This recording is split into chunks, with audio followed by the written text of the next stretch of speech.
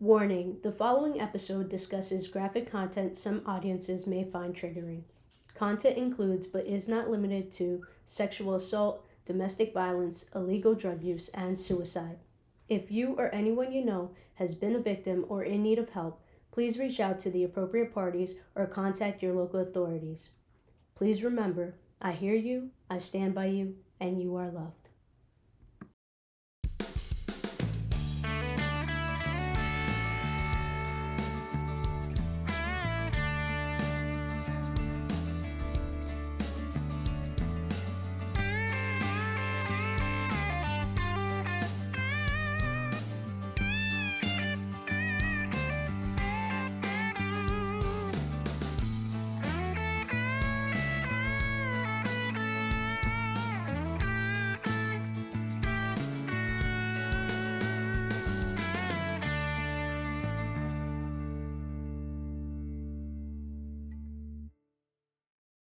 Hey, what's going on, everyone? It's your host for Stories I Shouldn't Tell, Mish, and today with me I have a buddy of mine that I actually met through my wife. My boy here, Izzy. You may know him on Instagram by Isaiah.indepth. What's going on, brother? What's going on? What's going on? How are you? I am good. I'm a little high, as I was telling you before, but I'm great. Oh, good. Sometimes we need that. That's for sure.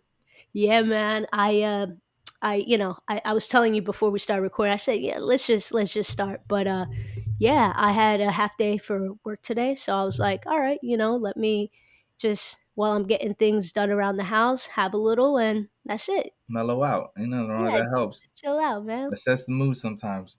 Yeah, yeah, exactly, man. How are you? I'm good. I'm good.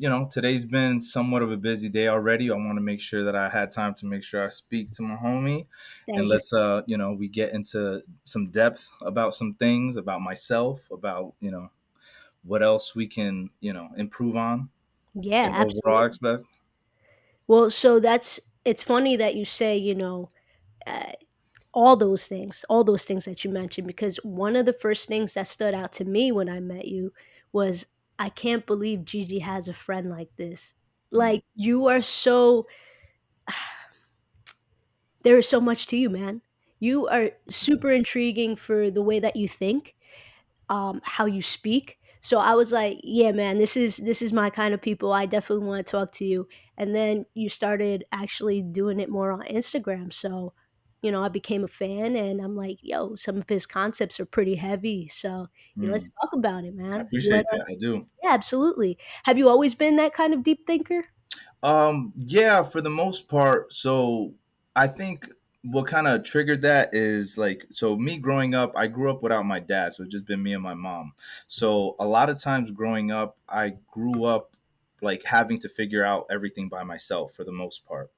And I kind of learned through, just growing up with my mom is that love and support are two different things. They're not the same, even though some people package them together, they're not Yeah. the same because you can have all the love in the world. Somebody's maybe feeding you and providing for you and all that stuff, but they maybe not be aligned with your vision of what you want. So you're wondering, like, all right, this person doesn't support me. And sometimes I feel that's where a lot of people feel disconnected with their family members and stuff because you start and Same. they know you they love you, but Right. they're not doing what you would assume people who love you would do. But that's and I learned that growing up that's separate. So are you relating love more to like acts of service, like they're doing a service for you, kind of? So kind of like this, it's kind of like sometimes love. So I can go everywhere with this one, but so with love and Branch support, off what with I two. learned, it's kind of like when it's kind of like how strangers, you can find strangers that love your podcast or love something you post. It resonates with them versus somebody who may have a different intention for you or idea of you because they know you a little bit more, especially family members. Mm. They might have a It's so weird, the people sometimes who are closest to us might actually be more disconnected when it comes to certain things because of us as an individual. They They don't look have that at us for understanding, you the mean? Like Well, they love you, but there's like not that understanding. Like with yeah, the support you need to understand. yeah. Is that I'll give you an example of, so when I was a teenager, I was obese. I mean, I was a big boy. I was a meatball, and I I can wanted to lose understand. weight, and I and I wanted to lose weight really bad, and it was for a girl. Like I had like I noticed this girl. You know, obviously you're a kid, so you're just kind of connecting dots and just trying to figure it out. She she happened to be interested in guys that were thinner, and I caught onto that pattern. And I'm like, Mm. damn, you know, I'm kind of heavy. Like, you know, she's not gonna like me. So at that time, my thinkings of, all right, I'm gonna lose this weight. Now, as I'm losing this weight, I didn't go to the gym or anything. I lost 100 pounds in 4 months in my mom's room. Oh shit. Yeah, like I was just like banging out like push-ups and squats and running in place and just crunches. That's all I was doing, but I was doing it not the right way. That's also what kind of started my whole health career into personal training and stuff.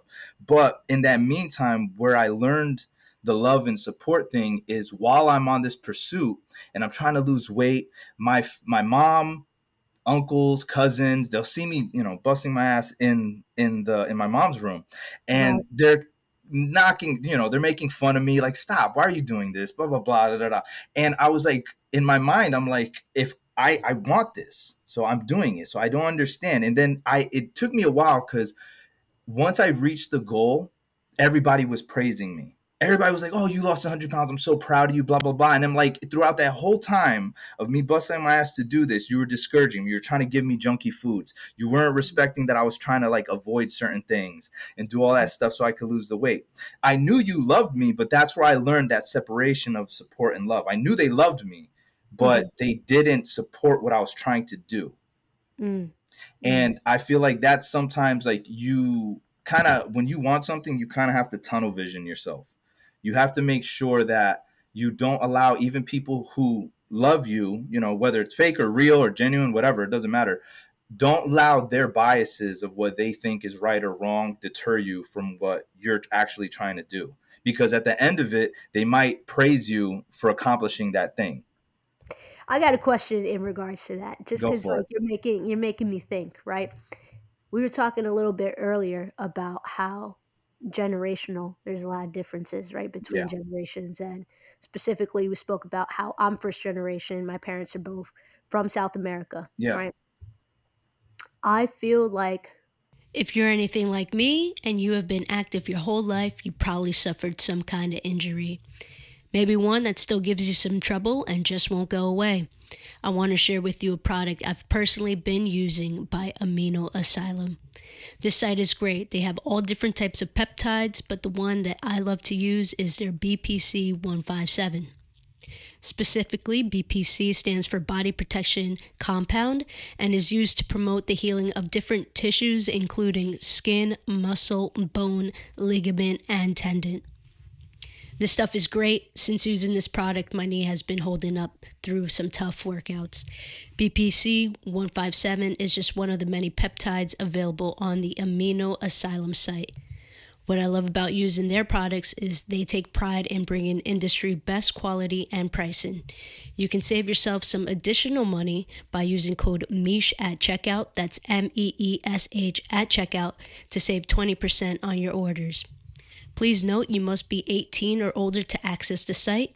This ad is also not medical advice, and you should always consult with a medical professional before using any supplements, including peptides. oftentimes, and maybe you could relate to me being of Latino descent yourself, right? Yeah. I'm Latina, right? Um, I feel like oftentimes our parents could be a little bit more negative versus Absolutely. those that are, but in the same light, like my dad could also be very like optimistic or more of like an opportunist. Yes. Yes. So would you Absolutely. agree with that? I would 100% agree with that. I feel like when it comes to those things, I deal with that too. Like my mother is like such an amazing person, but when it comes to certain viewpoints or stances that I take now, it's very, she has a negative light on it. But if you, that's Yeah. why I'm saying it's like sometimes Yeah. it's the bias of you being who you are to them that creates that, because it's kind of like where a good example is like a I doctor. almost feel like it might be cultural. You know It what I can, mean? Like it that's what can, I'm.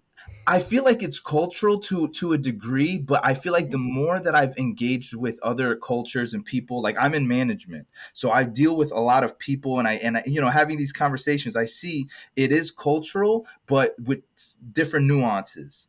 But what I'll say is like it's normally sometimes of a bias of what you've gone through, or sometimes even the unfortunately the credential. But it's like where you give advice to somebody, like let's just say your mom, your family member, whatever, and you're Mhm. giving them the exact same advice versus somebody who they'll look at a doctor and they'll say the doctor's saying thing, and now you want to listen. Right. you Yeah, know I know exactly what you mean. Yeah, so yeah. it's the same. So it's sometimes it's not because it sometimes it's because of us that the message doesn't cross over to them Mm. because of how they look at us, Yeah, exactly. because of Yes. who we are to them, because they're Yes. looking at us as their baby or whatever. They're like, oh, okay, I'm older, I know more, all this stuff like that. They sometimes Yeah. have that role in the mind. And then once they hear a doctor that's probably our same age, then they'll be like, oh, the doctor The said, and it's like, doctor said, bro, yeah.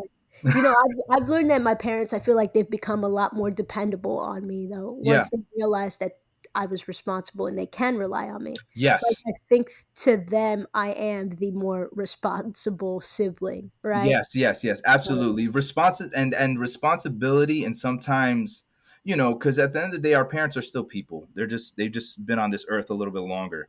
yeah. So that's why it's like I always try to keep that in mind, that like whenever I'm dealing with somebody, like as long as you're just like you're saying more responsible, so you've gained that respect over time because they've seen Mhm. how you've developed. So they're Right. like, all right, I know I can trust her. She's good. She's a good head on her shoulders. She's sharp. Like she got it down. Mhm. And it's the same instance if if you chose the other path and you weren't, then they're going to be like, all right, well, blah blah blah, and then they And create depend their on own, her, yeah. yeah, all that kind of stuff. Right. And Right. yeah, it's just so interesting seeing that. And It I is. think I realized that more growing up with my mom, and just her, and just seeing how, and I'm not going to say it loses it degrades the title of mother or father or anything like that, but it's more or less that when you kind of gain that insight of like you're just a person too, like you're just on this life figuring out, you're navigating with whatever information you decided to stick with, Yo, you know it's so funny you say that because so on a previous podcast, right, I had my buddy Nick on, and he's an educator, right? And so we were discussing like the fine line, I guess, of like being a teacher and then like, parent, yeah, right? And like the guardian role of teachers and everything like that. And I had talked to him about a meme that I came across that literally said what you just said. But it was like, when our parents had us, they were kids themselves. And like when you think about like, yeah, they were like in their 20s, maybe early 30s, yeah, probably early 20s though, and yeah. they were just trying to figure shit out. Hmm. Yeah, so But I always try we're to, all yeah, so I always try to keep that in mind of like, all right, where did you have to, like, where was your cap that you were like, all right, I got to focus on. And a lot of them at that time, if you look at the older generations, like, don't get me wrong, like I said, we all have different levels and start at different generational, steps. But Mhm. like a lot of us with older generations, it's like, survive and die, however that works. Like, like create a living, perform, and just make sure, if your standard is family, then you're building a family. If it's like, if it's more than that, then it's more than that. But it's like, it's kind of like, not say cookie cutter, but in the sense of like for my family, it wasn't necessarily about thriving. Like a lot of my family members, my generation of like my cousins and stuff, it's like you want more, like you want to Sure, yeah, level yeah. up the generational. But if Mhm. you look at the older generations, it was just like, all right, I get a decent job, I pay my bills, I take care of the family, bump, that's it. It's not like Yeah, it's not, efficiency. yeah, like life fulfilled. All right, let's wrap it up, let's sustain that as long as we can, die, and I feel fulfilled, you know Right, right. and then obviously our generation now, with especially growing up in this expanding world where there's so much that we can be now, versus they didn't have that opportunity to see how much they could probably be. So we don't know what their life would have projected to if they had certain insights that we have now. And so I always look at that to see, like, my daughters, like when they grow up, like what are they going to see that I'm not going to be able to see, It's or what interesting. I try to keep an open mind, but sometimes it's like, sometimes when you what I've also I think I've been dancing with this theory and stuff, is like, you kind of have to know where you sit at in life mentally, and that's where you have to get comfortable, because if you're open to every single thing always, you Hmm. kind of don't have a placement anywhere. You kind of don't like it. Like, it's kind of like, if it's kind of like in a scenario where, Kind of just like floating around, you mean? yeah, yeah, it's kind of like when you go with the flow. When you have no direction, that means you're going nowhere fast, or Yeah. you're not going anywhere at the same time. Hmm. And it's like, so it's kind of difficult. You kind of have to know what you're trying to do. Same thing like as a business, Everyone or should have a focus, right? Like a yeah, you need somebody need yeah, goal. we all do. You We all you need find a some type of goal. focus, or at least certain things dialed down. And it's I always use the method of, like, even a computer. Like, if you try to have too many tabs open, like, the computer's going to be running slower, because you don't know what you can actually do most efficiently. So you got Right. to close a couple tabs and know which ones that you're trying to go back and forth with. It's a good way to look at it. I want to touch back on your love and support, only because while we were discussing Yeah. all this, something came to my mind. You had mentioned that you grew up without your dad, right? And so just having your mom is where you learned that there's a difference between love and support. Hmm. So I got um, I got a little like story for you, right? Where I feel like because I had both parents, it kind of balanced a little bit. Mm. Where let me maybe it'll make more sense when I say the story. Yeah, go for it. So when I wanted to go into the military originally, I was 18. I wanted to go out of high school. Both my parents were like, absolutely not, right? You're the only girl, blah, blah, blah, whatever. So I was like, all right, fine. I let it go because they weren't going to let me join. Even though I was 18, their wishes were that I don't, right? Hmm. So I was very obedient, right? I respected my parents. And, 23 comes around, or excuse me, 22 comes around because I was 23 when I actually left. But I'm 22 now, 4 years older, right? And I still have this itch to want to serve, you Yeah. know? And I told my mom, I was like, "Hey, I found a good option. Um, the Air Force has the Air National Guard, so it's like half the time I'm civilian, and then half the time I'm military, right? So I'm not going to be active duty. I'm not going to just pick up and leave. Stay like I found like a happy medium, Yeah. where I was able to fulfill what I've always wanted to do, but at the same time I wasn't leaving my parents, right? Oh, I don't know, blah, blah, blah, this and that. And I'm like, I'm 22 years old now. I'm doing it. Yeah. You know, I just put my foot down and I was like, Yeah. I'm doing it. Hmm. And my mom was like, obviously worried, but still gave me her love and her support. Yeah. My dad, furious. He was so mad that obviously they were both there for when I was doing my oath, right? Yeah. And before I raised my right hand, my recruiter was there, and I wanted him to meet my parents. I wanted my parents to meet him. Mm. Like this is the man, whatever, right? This is a guy who's taking me away from you, right? That's how they saw it, right? Yeah. So anyway, my mom, super, gracious, very pleasant. Oh, so nice to meet you, whatever, the little English that she knows, right? Or that she can speak because she knows it. She's shy. Yeah. So, very nice to meet you, yada, yada, yada. My recruiter goes to shake my dad's hand. My dad said, no. Mm. My dad would not shake my recruiter's hand. I was so embarrassed, dude, because I'm Mm. like, damn, like, how can you, like, you talk, and my dad, I'll be honest with you, one of the big reasons that I wanted to serve was the pride that my dad instilled in me being Mm. American, Yeah. because he came to America for opportunity. Yeah. And he always, anytime that, 4th of July came around, anytime that you could just raise that flag, my dad was waving that shit, right? So like Mm. that's what created that love in me for like, oh, I want to serve my country. I want to serve my country. It's done so much for my family, for my dad, Yeah. right? That when I wanted to go and serve, he was distraught, right? Mm. He was like he couldn't fathom that I would want to put on a uniform, because Mm. my life, right? I'm sure And that made you confused, right? It did. It confused me. It confused the hell out of me because I'm like, how can you love this country so much and then be turn around and tell you, I want to serve this country, and you be like, I don't want you to do that. I don't think, you know what I mean? Yeah, Like, yeah, like so contradicting your in a sense. You feel, totally yeah, contradicted. So get this, graduation comes around. I go off to BMT, right? Graduation comes around. My dad was the proudest motherfucker I have ever fucking seen when he saw that I graduated as an honor graduate. I yep, was top in athletics and top in academics. That man was so fucking proud because we had, like, as a honor graduates, we had our own ceremony beforehand, yeah, and it was only for the parents of those that, so very few parents were there, yeah, right? And he was one of, like, the selected few parents. You know what I'm yeah, saying? yeah, yeah. He was so proud that after the ceremony and everything, you know what he bought himself?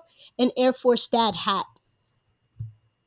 It's so Finally, I earned his support. That's amazing. Amazing. But that just shows that sometimes when we get that resistance initially, it might just because they don't feel, just because somebody doesn't, they're not comfortable, or they think they don't have the capacity to understand something.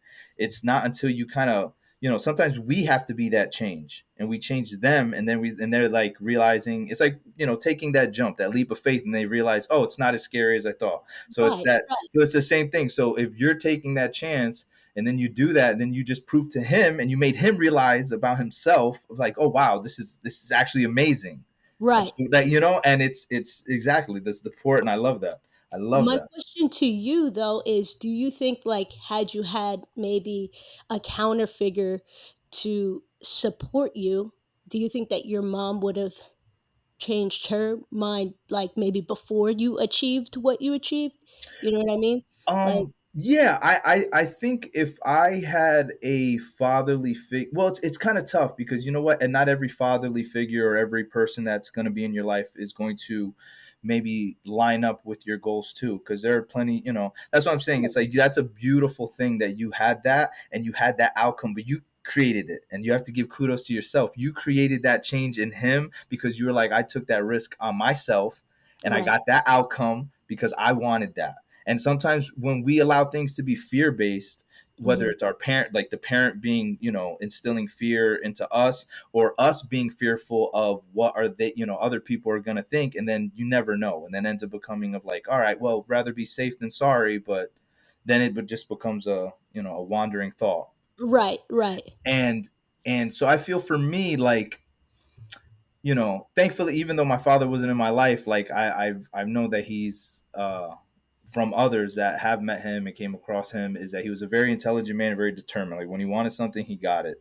So I would have to say he passed at least that into me, because when I wanted something, I get it. Yeah. And so it drove me, even though I was, dealing with that, and I was confused too. Same thing. Like I'd be working out, dripping sweat, little chunky boy, just going at it, and then my mom's like, "Oh, stop it, let's go to Taco Bell or something." And I'm just like, "What?" I'm like, "No, like, mom." Or my cousins making fun of me, saying I won't lose the weight. And that's why it's so funny, because I know, before I started that, I'd have fun. They loved me. We'd always do things like that. It's just when people, I feel what ends up happening is like when you do something you want to do, sometimes that can erupt and call and bring up people to bring out the negative things that they don't like about themselves. Right. Yeah, because the goals don't align. I was Because just gonna. because the goals don't align, or it reminds them that they didn't do stuff that they wanted to do. Right. Because And the goals sometimes, didn't yeah, align. so You sometimes, and know? unfortunately, misery loves company. Mm. And it's that's why when it comes to like the splitting effect, what I was telling you, is like sometimes like people can't separate certain things, and they can't. That's why I'm saying is like love and support are different. And the aspect of it always being a package deal, like when you hear like on social media that love and support and blah blah blah. No, because just like a stranger could support you. They might believe in what you believe in, and the person who loves you might not. Whether, like, let's say religious, like let's say people are in the religious topic, and then like let's just say your family's very religious and you're not. Now, they love you, but they don't align with that worldview. But then a stranger will completely have your back because they believe in that worldview, but they Mm. don't love you, they don't know you. Yeah, you so know. you could definitely, I could see what you're saying. Like you could have one without the other. Yeah, you could have, yeah, exactly. They're all separate elements. They're Mm, nice when they're combined, they're beautiful, and you want that to be combined, especially if in a family dynamic. But that's I've realized that it's not always the case, mm. depending, the person and their family and upbringing and all that. That's really interesting. And you kind of discovered that at a young age, Yeah, you know? yeah, I discovered a lot of yeah. And another thing that I'm really grateful for Hey, is I'm actually sorry, give grateful me yeah, one yeah, yeah, yeah, second. I hear the dogs, so yeah. I just Do you want to think? go. Do you think? Sorry. I'm so sorry about that. The dogs No, sometimes they start barking. I of gotta course. quiet them down. So I apologize. You were in the middle of saying. No, no, no. So what I was just saying was that one thing that I also learned, and I've had this conversation with other men who grew up like without their fathers, and sometimes they don't. I don't like I don't like to be the statistic on like like men growing up with their fathers and more more inclined for like incarceration and all that kind of stuff, abuse, blah blah blah. Yeah. So, and I've come across men who've had different tracks of all across their life. They went that path, or they have maybe like a victimhood mentality or anything like that. And I remember I had one guy that I used to work with, and we were just chopping it up and just talking about life and stuff. And I told him, I was like, and I truly do feel like this. And I'm so grateful in a sense that I didn't grow up with my dad. Thankfully, because of the way that I think. If I didn't think the way I thought, then that would have been a different scenario. But I was so I'm so grateful now looking at it, is because the beautiful thing of not having a parent, like the potential beautiful thing, is that you get to build the structure of what you think the ideal parent of absence is supposed to be like. Mm, So me growing up, and I'd have fatherly figures in my life, like maybe uncles or even girlfriends' fathers. Like right. I would see qualities in them that I really liked. And since growing up, I will say I had a sense of value issue, like a worth issue, because I was just trying to prove myself. Hey, listen up real quick. Are you sick of wearing the same old gym shirts with the traditional motivational phrases? Do you want to wear some shirts that add some spice to your gym clothes? Do you want to wear gym clothes that makes you look and feel like a badass? If you answered yes, then you need to check out my friends over at Iron Outlaws. No more boring quotes like impossible is impossible. Nah, get that shit out of here. Throw it in the trash. We're coming out swinging heavy with our quotes. So heavy you can literally rock a shirt that says lift heavy, eat ass. And it doesn't stop there. Nah, these shirts were made for the untraditional ones, the true outlaws. Go grab yourself some gym clothes that has a fucking attitude. I bet you'll hit a PR wearing that shirt that says shut the fuck up and lift before you hit a PR wearing some basic gym tee. Head over to ironoutlaws.com and use code MISH at checkout to save 15%. That's code MEESH, MEESH, at checkout to save yourself some money and get yourself some cool guy gym gear. Because I was, me knowing I had a father that just wasn't around and didn't want to be present, that develops you as a kid. Of So course. I developed that trait of just like cherry picking qualities. I'm like, oh, I like that about this guy. Like he's really, like, he's really good with socializing. Or this guy's like, oh, he's really responsible here. Oh, he's funny about this and blah, blah. And I would cherry pick, and I'm like, damn, those are great qualities. And I used to always, one of my biggest things as a kid was, it's it sounds silly, to some people, but it's like, like people are like, oh, I want to be a firefighter or a cop or something like that. Mine was I always wanted to be a dad. Okay. And I always wanted, just to give my kids what I didn't have.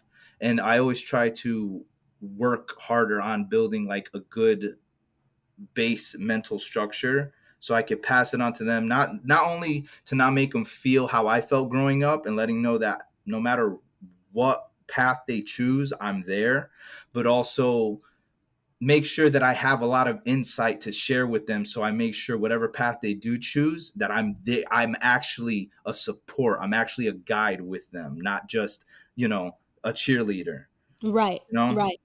So I thought it was interesting how you said you cherry picked qualities and then it's like you kind of wanted to, not mimic them, but in a Yeah. sense, right? Yeah, yeah. So do you feel like qualities are learned behaviors or do you I do feel qualities are learned behaviors. It's a bit of conditioning.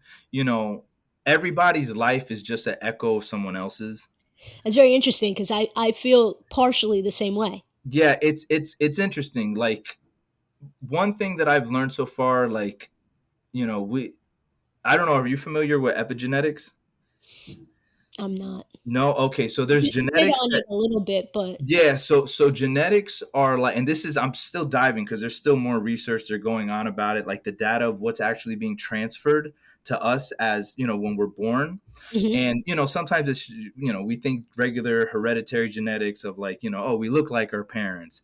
Oh, we got cholesterol problems, that was from our parents. But now we're getting more into depth of what, like, the patterns of fear get passed down, the patterns of, like, that. And what sparked my curiosity of that, to kind of bring things back, is I've met so many people who knew my father and have met me that has never met him, and they'd always say, you act just like him. oh, that's And I always found awesome. that so strange for someone Yeah. who had, because you normally hear nature versus nurture and all that kind of Right. Yeah. situation. So I always thought, it's like, that's so, I don't understand that. That's what kind of got me into that. And there's a lot of studies on it where you get passed down memories, traits. Think, yeah, it's really interesting. So here's a really cool one, that there's a study. It was in Harvard. I forgot the who conducted it, but it was a rat study where they were testing fear, generational fear that gets passed down. Now, what they did is they had a group of mice, male and female, and they had them have a litter, or I don't know if they, what's it called, the litter for mice, but Yeah. Yeah. and what they did was, before they had the litter, they introduced the scent of strawberry to the mice, and every time they'd introduce the scent, they'd zap them. So they zapped Mm, them and they conditioned them for like weeks. So yeah. now, whenever they smelled the strawberry, they knew they were getting zapped. They were So they expecting. got conditioned. So their genes, like their expression, their fear, like all that, is getting embedded that strawberry is bad. So now, when they had offspring, they introduced the smell of, of the strawberry to them, to the new litter that have never been zapped, and they immediately were afraid.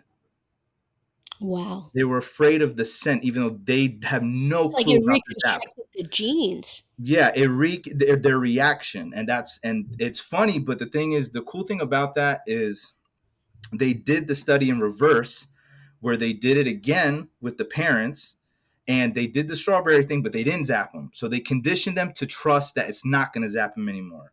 Then, when they had another litter, they introduced the strawberry, and that batch wasn't afraid of strawberries.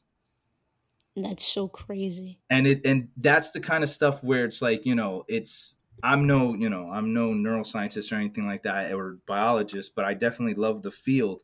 And the more you dive into that, you really see how complex and what actually slips through the cracks of us as humans. And that's why I really say, like, we're echoes of other people.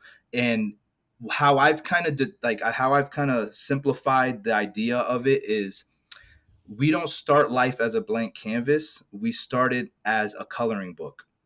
We get to choose the what the colors there are Mhm. and what we color it with, but a lot of the outlines are already there.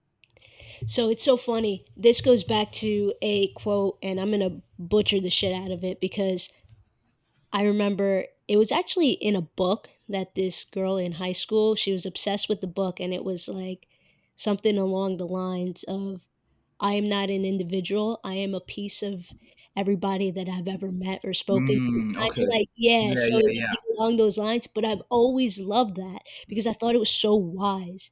And Hmm. it's like, you're never, in your case, you're never finished coloring. You Yeah, know what I mean? yeah. You Because, can only color so much until you yeah, pass it on. Yeah. right, The exactly. picture keeps getting bigger in a sense. Exactly.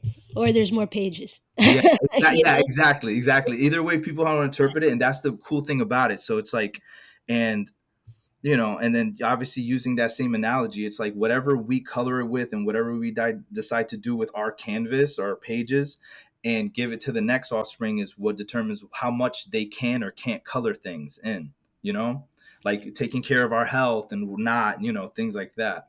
And it's such a fascinating field, and I highly suggest you like dive into it, because it's Super scary fascinating. at the same time though, because it tests it. The more you get into like the subliminal things of how, like, why are we reacting to this, and you start like backpedaling yourself, your parents, and you start seeing like, all right, I may do things because of that, like we think it, I'll just say it challenges your free will in a sense, because then you start seeing like, whoa, okay, there's a lot that is determining a lot of choices that we don't even realize, like Yeah. little subtle things that just compound over time, like biases or just genetics in general, like just gets passed down that we don't even know. Like we might like something like a kink or some shit that we don't even know because great grandma was into, Is feet or it? some shit, like, it's like like, Yeah, that's crazy, man.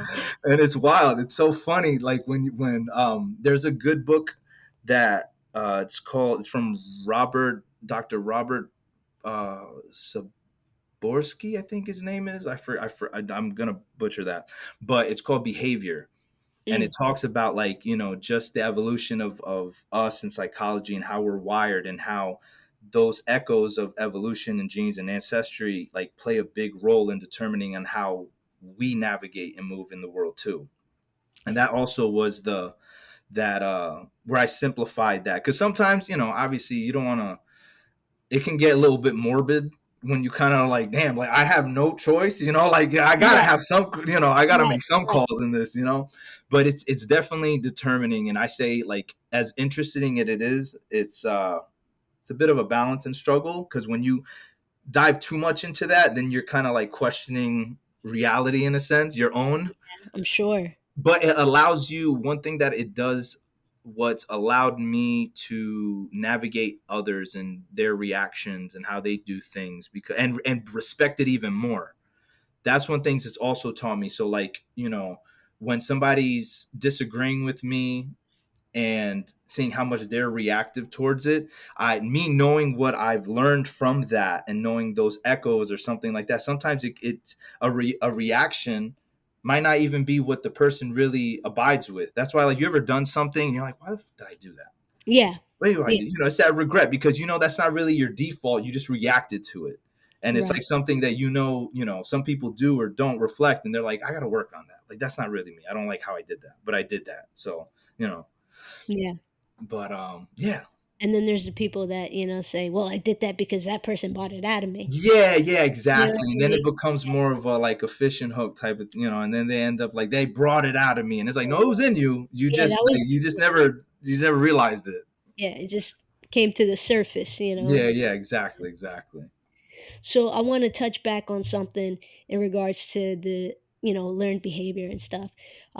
You spoke about like neuroscience, right? So neuroscience is one component, right? And then you have, for example, the more psychiatry, right? Yeah, And it's interesting, and I just thought about this. I'm sure you're familiar with what borderline personality disorder is, yes. right? So, what do you think is the fine line between someone learning a behavior and trying to take on that quality versus someone who has borderline personality disorder? Because essentially, these people don't have their own identities and they're always stealing somebody else. You know what I mean? They don't know how to be themselves. So, Yeah. I think it's like the fine line. Like, what's the difference? When does it become that? I feel like so that's a difficult one to answer, because I feel like it's really a play by play, because sometimes people will be diagnosed that stuff, and it might just be that they're just, they just haven't figured certain things out about themselves, Mhm. because I know people who've been that I've met personally, that they considered, they were diagnosed that, but after really getting to know them and knowing them longer and longer, I'm like, you just have just like your upbringing, like, and normally a lot of them who have that have some type of like struggling upbringing, some type of traumatic type of thing, Yeah, and definitely it some. conditions them. And I feel like that's, I'm not trying to trigger anybody who feel like they have that, but I feel like a lot of that is just you trying to just recognize yourself and trying to have that line. Like when you don't have a lot of guidance and you have that reactionist, you've never been conditioned. So I feel like that when they say that bipolar of like you going back and forth or you trying to, it's because conditionally as us, like Mhm. I try to give this example of like us as humans, if we're not taught anything as children, like we're wild animals. You throw us in the forest, like we have to be taught something, because if not, we just don't have instincts like an animal. Like we want to survive, we get hungry, we can cry, Mhm. we do all that, but everything that we know is taught by whoever's raising us. And that's I, without that conditioning of anything.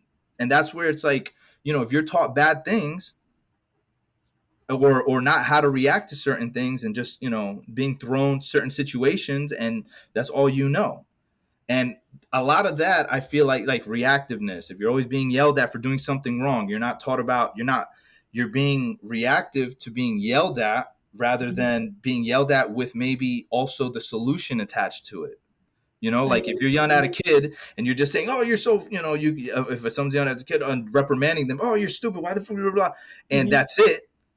They're just knowing yelling. I still didn't know an answer. I still don't know what I did wrong. I still don't know how to fix the problem. But if Right. you like, even like, not saying that you should yell at them, but if you do that, attach a solution. So then they at least are knowing like, all right, this is, I got yelled at for this. I did this wrong. And now you're connecting dots. You know who does that? The military. Mm, Basic training. yeah. They tell you literally before you go there. Anyone will tell you, don't listen to them yelling at you. Listen to what they're saying, because Yes. they tell you why you're wrong, but Yes. they'll also make you feel like you're always wrong, Yeah, no yeah, matter what. yeah, yeah. I know that's That's the just like the break programming. you down to build you back up. That's the Yes. beauty of it.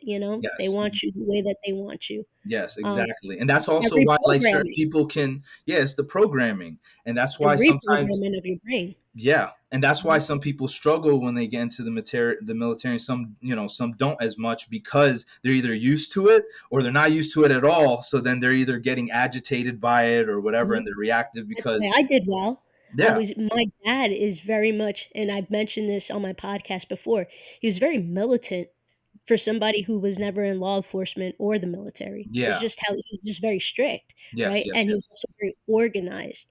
yeah, I mean, I've actually told Gigi this story before, but I'll never forget in second grade or even first grade, we were learning how to tell time, and we mm, used to have to draw our own clocks, yeah, right? Now, mind you, everybody else is hand drawing their clocks, right? So a circle don't look like a damn circle. It's yeah, all like an straight. oval, yeah, Yeah, it's all messed up, right? I showed my dad my homework.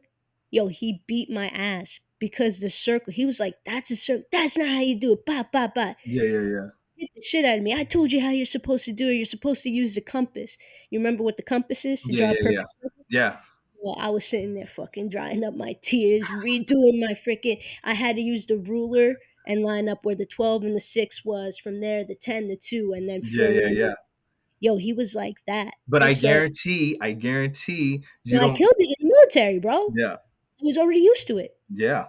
And that's But and that's the thing, it prepped you. And that's where mhm, it's like when it comes to like, I feel like when it comes to the mental capacity of people, it's like if they've been through it before, or they've been already kind of conditioned in a way, that's where they can handle life a little bit better. But if they're not, it's like same thing. It's kind of a good example is like the opposite. Like let's just say you came from a poor upbringing, let's say a very a silver spoon in your mouth type of lifestyle, where you mhm, were spoiled. When it comes to struggle, any little thing makes you distraught, versus oh, somebody who's always been in struggle. They're like, yo, you're dramatic, like, yeah, and that's so it's always, everybody decides their own struggle depending on the level they're starting at. right. And I get yeah, frustrated with people like that sometimes. yeah, I've had to, try to, because self-awareness, right? yeah, Unfortunately, I'm one of those people that have it, right? So, mm, oh, I know I got to do better. No, but no seriousness, right? Like I know that I get frustrated with people like that. yeah, And I know that I struggle with patience. So hmm, something that I've always had to work harder on and actually put effort in is having patience yeah, and realizing like, okay, like you said, I have a different upbringing than so and so. So yeah, what I might see as so easy is so difficult for them. I need to have patience for that person. And if they need help getting through it, and depending on obviously like my relationship with said person, Yes. let's say that it's Yes. my brother, or let's say that it's my wife, or, someone close to me, Yeah. I have to help them through it. I don't necessarily have to do it for them, but I do have to offer my support, Yeah. as opposed to getting frustrated with them and wanting to be, like what, why the fuck can't you do it? Like, it's so Yeah. Yeah. easy. Yeah. Like, Yeah. instead of, because me, right, my instinct is to go to that, be annoyed as to why Mm. you can't, why can't you, if I can do it, you can do it. That's always been my mindset. And that Yes. Yes. get me Yes. in trouble in the military with Yes. my peers, right? Because I would literally be like, I was an element leader, right? So if somebody wasn't doing what they were supposed to do, they weren't getting in trouble. I was getting in trouble, Yes. Shit rolls because down. Yeah. their leader, right? I Yeah. was responsible for them. So my whole thing was, if I can do it, you can do it. Why is it so hard? Until, like, it's only 8 weeks, but within those 8 weeks, you start to like learn, like, okay, that's not how you treat everybody. Yeah. People are different. Some people, like you said, different Yeah. Yeah. backgrounds, Yeah. different upbringings, this and that. Some people, they need a little bit more hand holding. Yeah. It's my job to be patient with them, because Yeah. that's Yeah. Yeah. Because you are, yes, because you're at that level to teach. right. And And that it's too. and I was that's given, yeah. yes, and I love that you say that because it's like someone being in management. It's the same thing. And so me, obviously I don't have a military background, but me dealing with overseeing multiple men, women, and seeing like where are their strongest traits in Hmm. certain parts of the departments, like where okay, you're good at this. All right, I'm gonna move you over here, and it's just because sometimes you want to build people up, but at sometimes you have to realize that certain people have only so much capacity for certain things. Right. And then you have to kind of see what they're actually good at. That's the reason why the world is so diverse. Like you have people who are like, creating skyscrapers and going to the moon and stuff like that. And then there's people who are creating beautiful works of creative art. But that both of those people probably, even though that one's going to the moon and this one's creating, complex art, they can't do those same things. Like that one, the art one's not going to the moon, and the moon one's not making that kind of art. And that's the beauty of just like kind of taking the time to see that, because I agree with you, because I was the same way. If I can do it, like that's what would challenge me to improve, because I'm like, man, if he could do it, I could do that shit, or she could do it, I could do that shit too, Right, you right. know. And I That's my feel like that's a good thing, and I think that's it's a good thing if you have that wiring that pushes you, mhm. versus some people, and this is the reason where I've also dived into the psychology of it and the neuroscience too, because before I used to be like, before I dove into the actual chemistry of how we're actually wired growing up and stuff like that, and I used to just be like, oh, okay, we all just we're all similar, the same, we can if we can all, we're all capable of certain things. And I realized that no, some people can actually create less dopamine than others, or more serotonin than others, or less serotonin, or And some that's why they people need a don't little can't make help, a yeah. And then you know? that's also plays a big role, where if people are just so focused on the psychology aspect of it and not the actual biology, that Mhm. we are wired differently. Like even though we have, we can have similar organs and stuff like that, male, female, male, whatever, is that there's still more going on, like in our brains. There's more that's Testosterone. not firing the same way. There's a reason why, like, some people have, it's as simple as more a bigger appetite than someone else. Yeah. Like, and that's where I think people, they stop at the line at the psychology aspect of it. And even though that's also very complex, because love, support, anger, lust, sadness, all are words that we all identify with, but they're completely different definitions.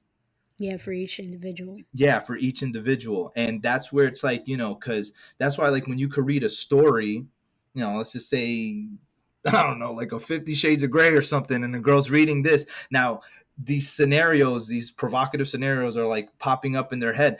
They're reading the same words that you and me can read, but the images that we're seeing are completely different. It's because it's doesn't what we resonate with is what our brain will fabricate when we're seeing words.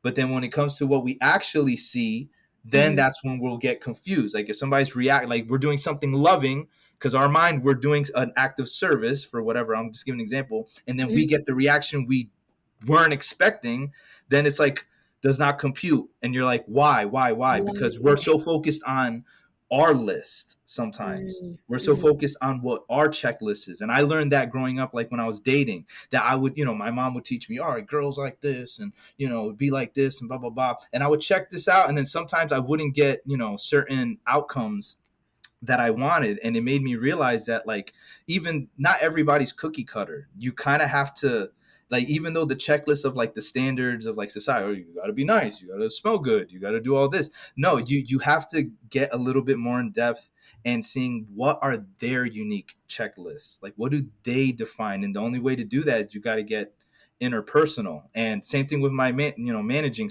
style. Like when I meet with people, I get to know them a little bit. I don't like to be armchair quarterback and I'm just telling them what to do, or just delegating without actually like being there. I'm active and I'm there trying to yeah, go ahead. No, no, I was just gonna say that's the difference between being a leader and a manager, though. I Yeah. feel like you have a lot more of those leadership qualities versus the managerial ones. You know Yeah, what I mean? yeah, Not exactly. to Yeah. say that being, a manager is a bad thing, Yeah, right? yeah, yeah.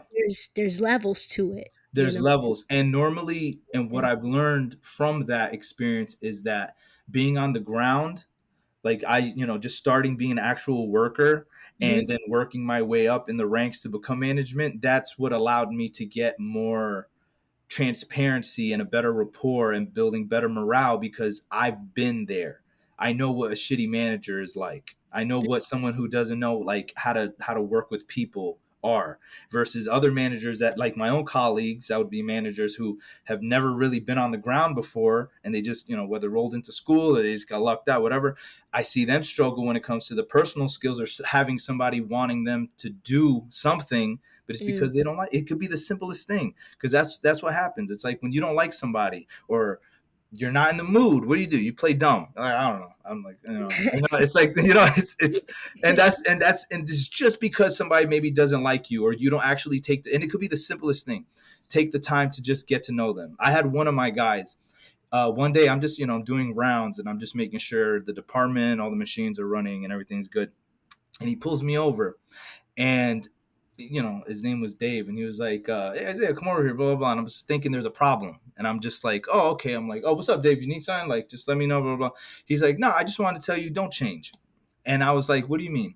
He's like, "You're the only guy that comes around. You ask us individually how we're doing, and that's the reason why everything's running good when you're on shift." Wow. And they're like, and he was just like, I just want you to know that, like, you're different. And he's like, just don't change. And I was like, I appreciated that really much, because I was like, Yeah. you didn't need to say that. I was so random. But it's those kind of things where I've learned that being personal, obviously there's a fine line. You don't want to get too personal, because then you start getting into, that's a Right. whole other aspect. The But favors, being late or this and that, and yeah, because you still want to keep. That's where it's that fine. That's professional. still that fine line of like, Mhm. it's still our job to make sure everything's functional and stuff.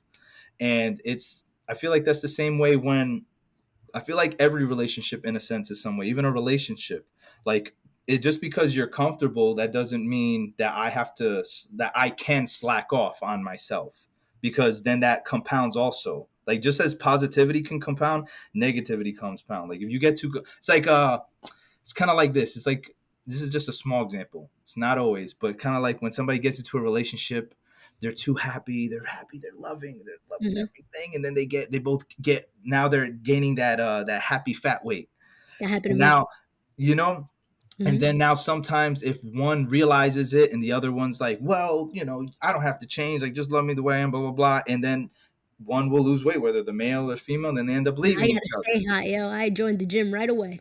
But sometimes it's because it's part of the people. But Right. sometimes that happens. I've seen Oh so yeah, many people do 100%. that. They'll Yeah. get together. They were flaquita. They were, and then they gain weight, and then they lose weight. Their I partner gordito. stayed, because you know what it is. I don't like to put a negative, a light on it. It's just Mhm. sometimes it's like it's important to also audit your relationships in your life. Like, you gotta talk to you gotta always do a like a checkpoint. Like, yo, how you been feeling? Like, Like, what's yeah, been going on? Regardless if it's in an intimate relationship, a friendship, whatever, how you been? What's going on? What's been on your mind? How you been feeling? Do you not like this? Do you not like that? Like, how have I, especially as a, if you're a partner, like, how have I been performing? What could I do better? What can you do? yeah. But you want to make sure that it's Are you mutual. happy? Are you happy with me? Yeah, Yeah. but like you said, mutual. But you want to make sure they're also caring that they're doing the same thing. That's where it's like you can have that conversation because unfortunately, if you're not having that conversation and it's a one-way street, then sometimes that's a recipe. That's subtle signs. That's something that there's work that to be done, or the beginning of the end sometimes. But I'm not here to put that onto like to like because anything I feel we can make anything work if we're willing to sacrifice the things that we're thinking that that we have to do or not have to do. Is just what are this is this person willing to sacrifice? Is am I willing to tolerate this? Because you never perfection doesn't exist. Right. So Well, meaning in an intimate relationship. so then let me kind of ask you this: do you think that in a relationship, um, that boundaries should be a thing? Should they be allowed? Because Yes. I think that boundaries are healthy. I think boundaries are healthy. And I Mhm. think everybody, I feel the people who say that there are no boundaries don't realize what their boundaries are because I feel like everybody has a cap. Because at some point like you'll realize something bothers you. Like that's all a boundary is. Something bothers me. There's not one person on this planet who can say nothing bothers me. Yeah. Like everybody has a point. But like, for example, well, I mean, like you said, yeah, everybody has a point, but you know, um, I remember early on in a relationship, right? For me, finances are a boundary. Okay, Not yeah. not now that I'm married, but more so in the beginning, right? Okay. When I'm dating someone and they start asking me questions of how much money do I make and this and that. That Mm, to me, I'm like, you know what I mean? Like I feel like you're invading, you're getting too yes. personal. Yes, You know yes, what I'm I saying? agree. I feel like certain conversations like that are definitely better established because then you want because see that's what it's those kind of questions that can really harm a relationship to build because then it comes off more transactional than Right. authentic. Sure. And don't get me wrong, I feel every relationship in a sense is a transaction, but it's the approach and Materialist. what you're actually doing. It's that mutual transaction. Like I love you, you love me. I'm doing the dishes, you're gonna do the dishes, or it's my role, it's your role. Like Shared switching and playing the role. responsibilities, Yeah, yeah. it's sharing the. It's my. I paid for this trip, you pay for that trip, or whatever the unique setting for that relationship is like because that's a whole other thing when I've talked about relationships. It's like there's the traditional path where people want to be like there's one provider, whether it's the male or female, and then it's the home nurturer. That's like the old school, you could say that. And then there's the independent, where this is where I feel like most of us, like our age, are in that world where it's now I'm capable of everything you're capable of. Like I make a decent salary, and I can clean the dishes, I can cook, I could do all those things. The beauty of that, it's a double edged sword with that because the beauty of it is I can do everything you can do. So I'm not choosing you because I have to. I'm choosing because I want to. I 100% could relate to that. And then the downside of that is because you know that if we get, if somebody has an ick or let's just say hits a wall, then you're more willing to leave because you don't need them. Right. And Right. that can cause a ripple, that can cause a quicker ripple because you Right. don't have you don't need to think too much. Like I don't fucking need them or whatever, Mhm. versus in a traditional sense, you're like, no, it's it's Reliant. yeah, we're relying on each other. I can't cook, but I know how to make money. She's like, I know how to cook, but I don't know how to make money. So it's like, and Yeah. that pairs well. And but the downside of that as well, even though that's a beautiful dynamic too, is that sometimes people stay in those relationships because of that, and they Right. may not be happy or they just settle or think that they have to say it because that's and sometimes it's pure laziness. I just don't want to start new. I'm Right. what do they say? The devil that I know is better than the devil that I don't. And they also say it's cheaper to keep her. And it's cheaper. Yeah, now it's yeah, yeah, yeah, exactly. Yeah. But yes, Yeah. that's funny, man. No, but where was I gonna go? Um, yes, I agree with you in all of that you said. You know, there's is double edged sword to both, right?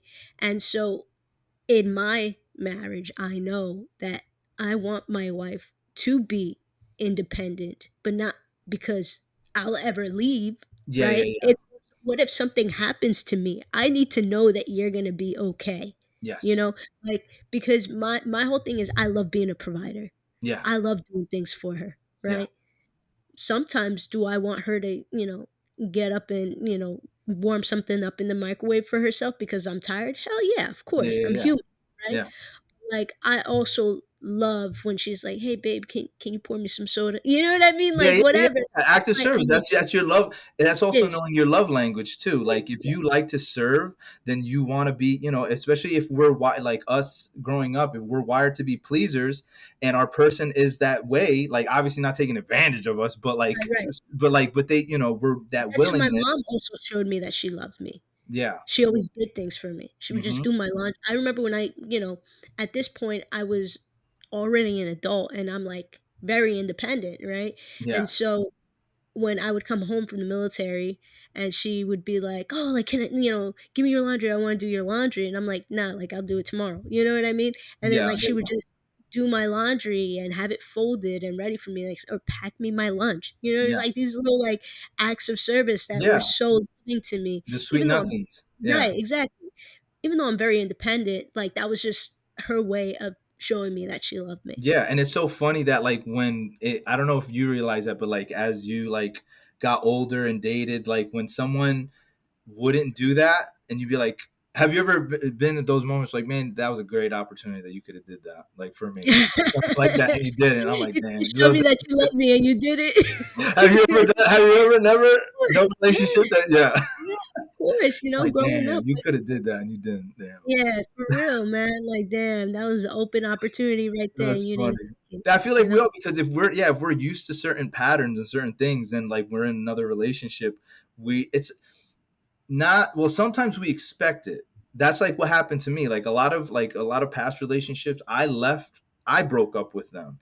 Reason why is because I had a expectancy, because since I was wired to be like this great guy, because my mom taught me how to be, I was checking off the list that I was checking, Mhm. and they were happy, but then I felt like they weren't checking off the list, because then I wasn't getting, because then I'd be like, man, I'm doing all this and I don't know, I'm not feeling it. And then I'd Yeah. leave.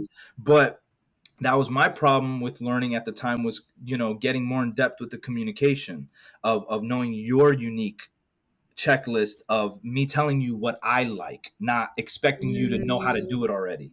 communication, Yeah. that piece was missing, and that's a thing too that, um, in my relationships, I always would make it known, like, "Yo, I'm not a mind reader." Yeah. So if there is something that I should be doing, should be, right? Mhm. My therapist, I go to therapy. My Yeah. therapist says that you shouldn't say, you shouldn't use them, right? You should change it to it would be nice. Yeah. Yeah. Yes. Yes. So I like to say this, like when it comes to like talking to people in general, but especially in relationships, is like communication is key, comprehension is the door, and a key with mm, no door gets you nowhere. So because you can talk all day and telling you, that's another thing I've also learned through relationships, is that you can discuss a lot of things, but if they're not really being soaked in and understood, then the conversation is kind of pointless. You kind so of then always have have to, you yeah.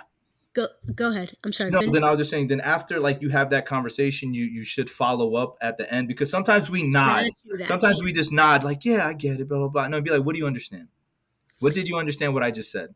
Like I know it kind of puts him on the spot, Follow but up you kind of question. see like where were you, what did you actually soak in? And I always, after I have a serious conversation with anybody, whether it's at work or in a relationship, like I speak my piece. I want you to speak your piece, and I want to tell you what I took from what you told me, and I want to know what you understood from what I told you, Mhm. because remember, At the same time, we're living two totally different lives, even though we're right in front of each other. So whatever how you're processing what I'm saying, you might take it offensively, Right. overly sensitive, or you might just because your own bias of how you view the world or certain things may not be what I am. So then I'm telling you one thing that's maybe aggressive, and you could be writing it off as a joke or reverse. Right. Something can be jokeful and it's dead serious. Yeah. But it's It's a good follow-up question, and that is something that I've learned as well. You lead it up with, or you tee it up with, okay, so what I'm hearing is, and then what yes. you think that they said, Yes, absolutely. Yeah, exactly. Because sometimes people, you know, that also shows you a subtle sign of like how much they're actually engaged and Mhm. care in a sense, because disassociation happens a lot, like especially if they got a lot going on in their their life and their world, because sometimes people are in relationships who probably shouldn't be in relationships because of the situation that they're in life, and sometimes it's that's what really determines from people realizing that that was either a distraction or that's something that could really put them in a better position. Oh yeah, Big absolutely. distraction, huge Absolutely. distraction. Absolutely. You Absolutely. know. The phone is a big one. Hmm. Getting, yeah, exactly. Because you get lost in this. This isn't real. This isn't real. Like the world that you see in these people posting things, because then comparison is also a bitch. Because then you start thinking certain people's lives are a certain way, and it's like, no, it's not. There's a Yeah. lot of people that I know that their lives look real pretty on Instagram, but it's not, Yeah, you know? real messy on the outside. It's a pretty picture. Just keep coloring. Yeah, that's also the reason too. Like, and that's where it's like sometimes having that dynamic and knowing that sometimes makes you bite your tongue more. That's sometimes because normally I could have a sharp tongue at times. Like if I'm like not in the mood, like I'm not in the mood to be a philosopher and all wise and humble. Yeah, And you Izzy in the streets. Yeah, yeah, you about yeah, to. yeah, yeah, yeah. Just yeah, you catch me off guard, you're gonna get clipped. If you, You Isaiah, you Izzy. Who you today? and That's that's where it's like, funny. so I try not to, I feel like that's one thing I've always had a good grip on, just because I try to be, I guess, you know what it is. I think what I've learned, and it's been years, just overall my whole life, is just being understanding of people is sometimes has caused a little bit of ripples in my understanding of how to evaluate what you would say what is right and wrong or good and bad in certain aspects, Hmm. because it's, how can I say it? Life isn't black and white. It's very gray. There's a lot of Hmm. whys. There's a lot of root causes to things of why people are a certain way, whether it's in a negative way or in a positive way. And normally they source from a sense of positivity or negativity. It's because it's a cluster, yin and yang, same thing. It, like you're gonna get when there's bad, there's good, and there's good, there's bad. Right. But it, I guess me knowing that understanding is that like I guess that fine line of knowing like what do I actually resonate with, because I can understand this and why you did this or chose to do this, and I can understand why somebody who maybe has never done that thing doesn't think that way or is against you or whatever. And it's like you're in this, And keel. Yeah. yeah, you're right in that neutral part, but then you're kind of like, it also is a sense of division that you feel amongst yourself, because then you're like, I understand both sides, so where do I actually lay, you I know? find myself in that position a lot, be honest Yeah, with you, where people will want to say, oh, you're tiptoeing the line or you're on the fence. No, to me, it's balance, yeah, because I could see it from both fields. You know what I'm yes, saying? yeah, Like yeah, where, yeah. where I'm sitting, I could see all sides of the play, Yes. you Yes. know? But like you said, it causes that division on, well, what is more, again, I don't want to say right or wrong, like you Yeah. said, what resonates with you more. Like, Yes. And that's the main reason why, like, being like an outcome coach, like, and focusing on that is like it's uniquely packaged to the individual. What do you want in your life? All right, how can I help you produce that thing? It's like losing, like, let's just say where it kind of stemmed from, the outcome coaching and helping people get better. It's kind of like personal training. Like when I was a personal trainer, what are your goals? You're just trying to lose weight. All right, that is packaged to you. You're trying to gain muscle. All right, this is the way you're trying to look. and there's no right and wrong to that. Why you're trying to get bigger and why is he or she trying to lose weight only and not trying to build muscle, that's not for me to say. Mhm. I can discuss Yes about or it if, no? yeah, Right? if they have an Yeah. opinion. Yeah, exactly. I can have an opinion or make a suggestion, but at the end of the day, that's their path. That's what they want, and I'm just there to either help them execute it, or if they ask me like, "What else do you think?" Then I can throw my 2 cents in and say like, "All right, then let's get it." Or dating, you know, Hmm. if it's dating, then it's like, all right, you want that girl? Why do you want the girl? Okay, I want her because of blah blah blah blah blah. All right, have you thought about this? Have you considered this? Okay, blah, blah. Are you still want it? Boom. All right, let's figure out how we like. What do you need to work on? You Right. know, and it's that's what kind of allows me to actually play around with the concepts, is because since we're all different, it's also, as much as I like helping people, it's also fun seeing where they're at in life and what they're cool with too. Because what I think is cool and where I my standard or like, maintenance of life or whatever is gonna be more or less to other people, and that's fine as long as I'm cool with it and know that people are gonna disagree with it, whether they're if they're happier, with less, or they're happier with more. That's totally fine. But that's the point of me helping you. Like, all right, whatever your journey is and whatever you're trying to do right now, and you're considering my help to make it happen, I'm going to help you get there. And then whatever you do after that, or if I continue that road to a different goal or a different outcome that you desire, Hmm. so that, so be it. It's kind of like when you have a mentor. You may have a mentor that'll teach you to get here in life, but then now you want to get here. That doesn't Right. mean you forget that mentor that took you to where they were. Like, you still can recoil like ideas, concepts, because you don't forget where you came from. Like, you also know that. So it's like, it's the Yeah. same things. There's different levels for different points in life. It all determines where you want the cap. Okay. It's Yeah. it's kind of like, I posted a video on it, and I do love it. And that's what allows me to kind of ground the structures. Like, have you ever heard of the story of the millionaires? Like, at the party, there's a million. So there's a story about these I know millionaires. one, but I don't think So it's the they're same. having a conversation. It's a bunch of millionaires. It's a big party. A bunch of Because millionaires it's a joke that I know. are Yours is not. conversating. Yeah. So Yours is not a joke, right? no, it's not a joke. Oh, okay. Okay. Yes. Yeah. I was like, hold on. Yeah, one leg. There was a nun in a bar. Like, no, it's like no. There's a party of a bunch of millionaires.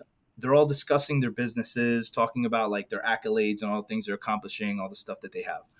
Now, while this group is having a conversation, another millionaire that makes more than all of them comes and barges into the conversation. He's just like arrogant, and he's just saying like, "Oh, I bought that company before you did, blah blah blah. Like, I have this, I have that. Like, you guys aren't at my level, whatever."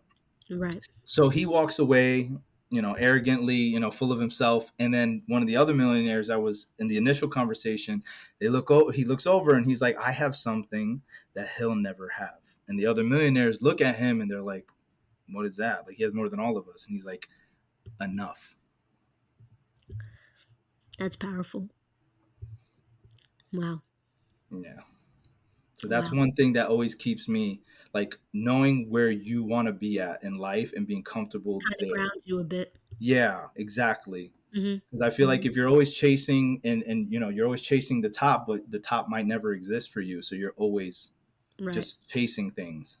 Right. That's something that I actually learned with manifesting is satisfaction, right? Gratitude and satisfaction. Hmm. Um if you don't have those two things, you'll never get more because Yeah, the universe like they why would they give you more? You're not yeah, happy yeah, with what you have, yeah. you know what You I have to be mean? grateful. You have to be Yeah. grateful for where you're at. Yeah, Yeah. you can't, if you can't be pleased at where you're at, because even just being at where we're at, whether we're struggling or not, like, we don't realize it, that like that's an opportunity that other people would die for. Like, Right. especially in other countries, like, there are people who would like the struggles that, like, our first world struggles that sometimes people go through, people would die to have that struggle. Like, Yeah, I because they wish don't I even was have in that position. Like, water. I haven't had water for like a month. Like, Yeah. and it's things like that, and it that brings me down so many notches when it comes to, like, when if I'm feeling like lost in my head about stressing about certain, accolades and stuff.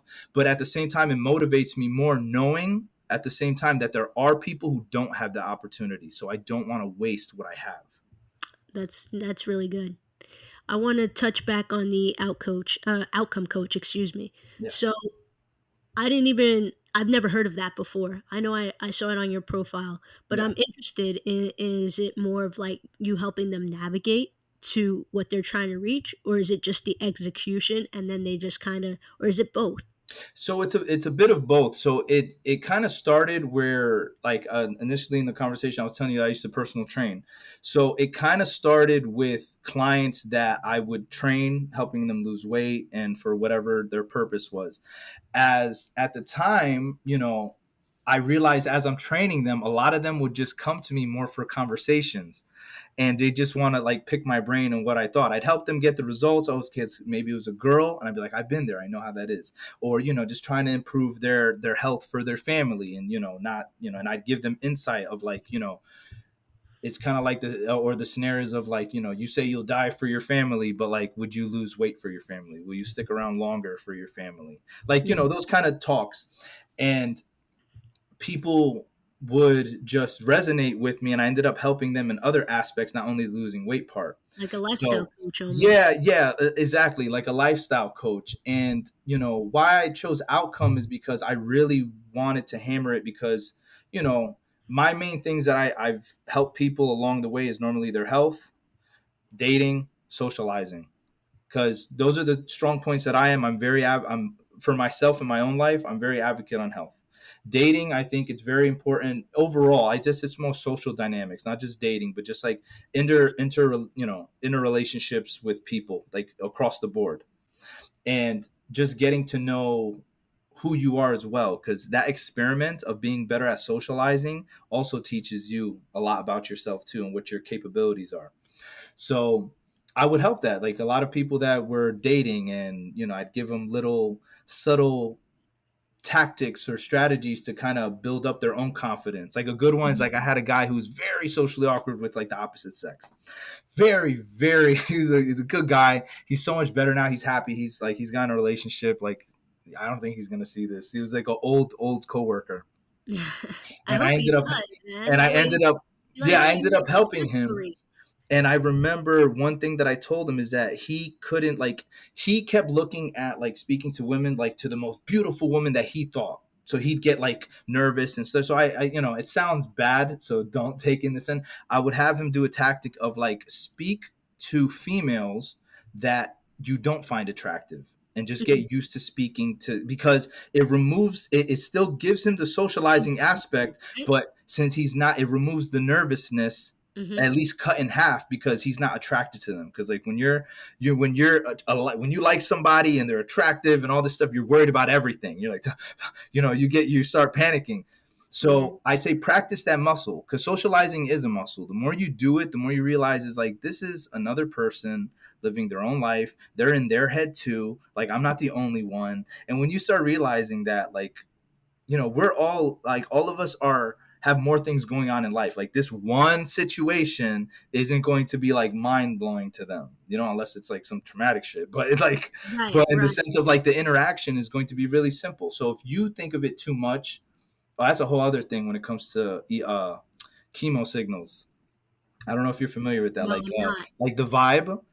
Like Okay. we emit signals, like naturally, like the vibe, like when you hear that when spiritual people, no, that's a real Yeah. thing. Oh, yeah. We emit a There's ways frequency. how yeah. Yeah, that's Yeah. why even now there's a lot of studies on it that we can sense fear. We can just like a dog can sense fear. That's a Mhm. chemo signal that our body emits, that frequency. And when we feel, that's why like you can go to a room and feel like there's tension or there's Mhm. something off. It's because somebody's admitting that, you just don't know who. You could either address it or not address it. But yeah, we're fascinating creatures. So like, You and wanna hear it's something funny? yeah, So, there's this Netflix show.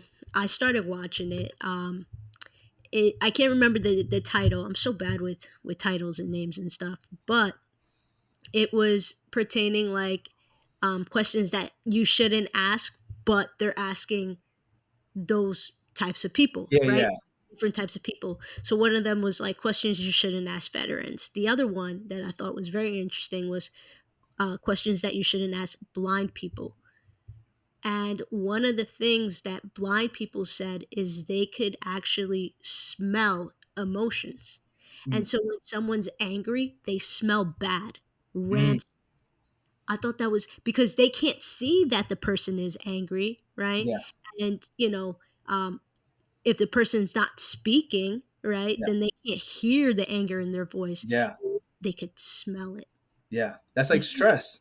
That's like stress. Like when you stress sweat versus like if you're just going to the gym and you go to the gym, obviously we can all stink. But then Yeah. when you stress sweat, it has a more pungent smell. Wow. So it's like so that's how you can and that's probably the same mechanism where they can catch that like something's wrong with this person. And it's crazy. We're Mind I yeah. was so mind blown when I was they were like, "Yeah, you can smell anger." I'm like, "Oh, I probably smell like anger all the time," you know? No, I'm just kidding. It's just it's so but it's amazing. I think that's the I you know it's a lot to soak in because we are really complex, but it's Soup. just so fascinating the more we learn about like how this meat machine that we're running with every day, what it actually does. Yeah. It's like when you buy a car and it got all the fucking Limitless, buttons, you man. never use it. You're like, what? Right. I didn't even know it did that. Like, it's the same. It's the same thing. It's like Yeah. you don't even know what we're actually capable of at certain times. Like, and not only that, we're not even consciously doing it. It's just doing it. That's the So crazy. That's complex, man. So friggin' complex. I love it. I love it. Yeah, it's That's why I nerd definitely out with that. interesting. When did you start getting into all of this stuff?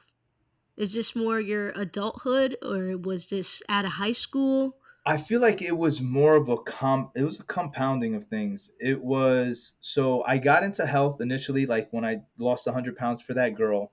Mhm. Once I lost 100 pounds, I remember looking in the mirror. I was so proud of myself, but at the same time, I wasn't because I was like, I thought, I would look different. Like I lost 100 pounds, I got skinny, Mhm. but I didn't have the figure I thought I had just because I didn't have no base of like muscle building and all that stuff.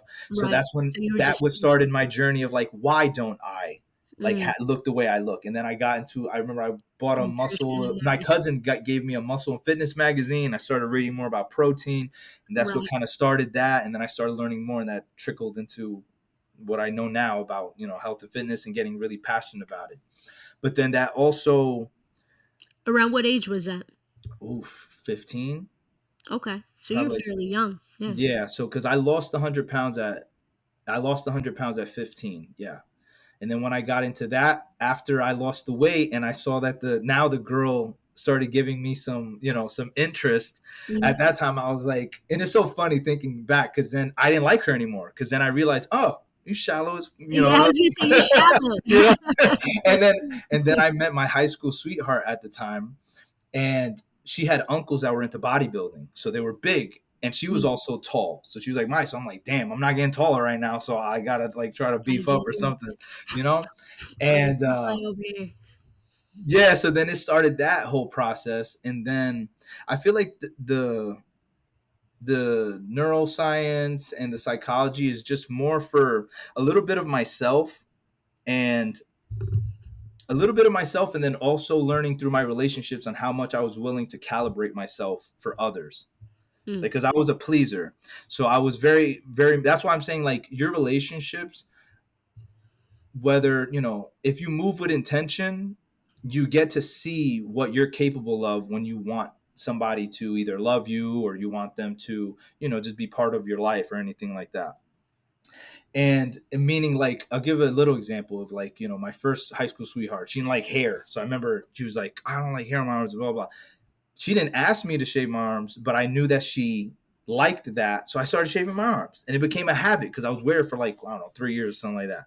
Then it right. became a habit. And, obviously you meet different people and you flux, some like it, some don't. And then you calibrate like, all right, well, I'm so used to it now. I'm just going to keep up with that habit.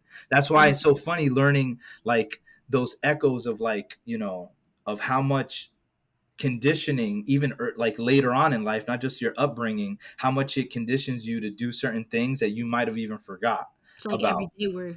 Yeah, and it's just little habits like, oh, okay, I started, Making the bed in the morning. I like to make my bed in the morning. Some yeah. people don't. Me, Now what started that? The military. so no, a little bit. I would say that's what made it more so consistent, right? Gotcha. Okay, that's So like embedded it. yeah, Yeah. that made it more consistent because I've always like to have a nicely, you know, made bed, right? Yeah, yeah, yeah. Um, my parents, like I told you, super strict. Hmm. So I always had to have like my room cleaned and stuff, Yeah, right? And if my bed was messy, they would say something. yeah, yeah, yeah, But I was able to get away with it. You know what I mean? Now, fast forward military, you were making your bed every morning, yeah, right? yeah, yeah. Without a skip of the beat, you're making your bed. Hmm.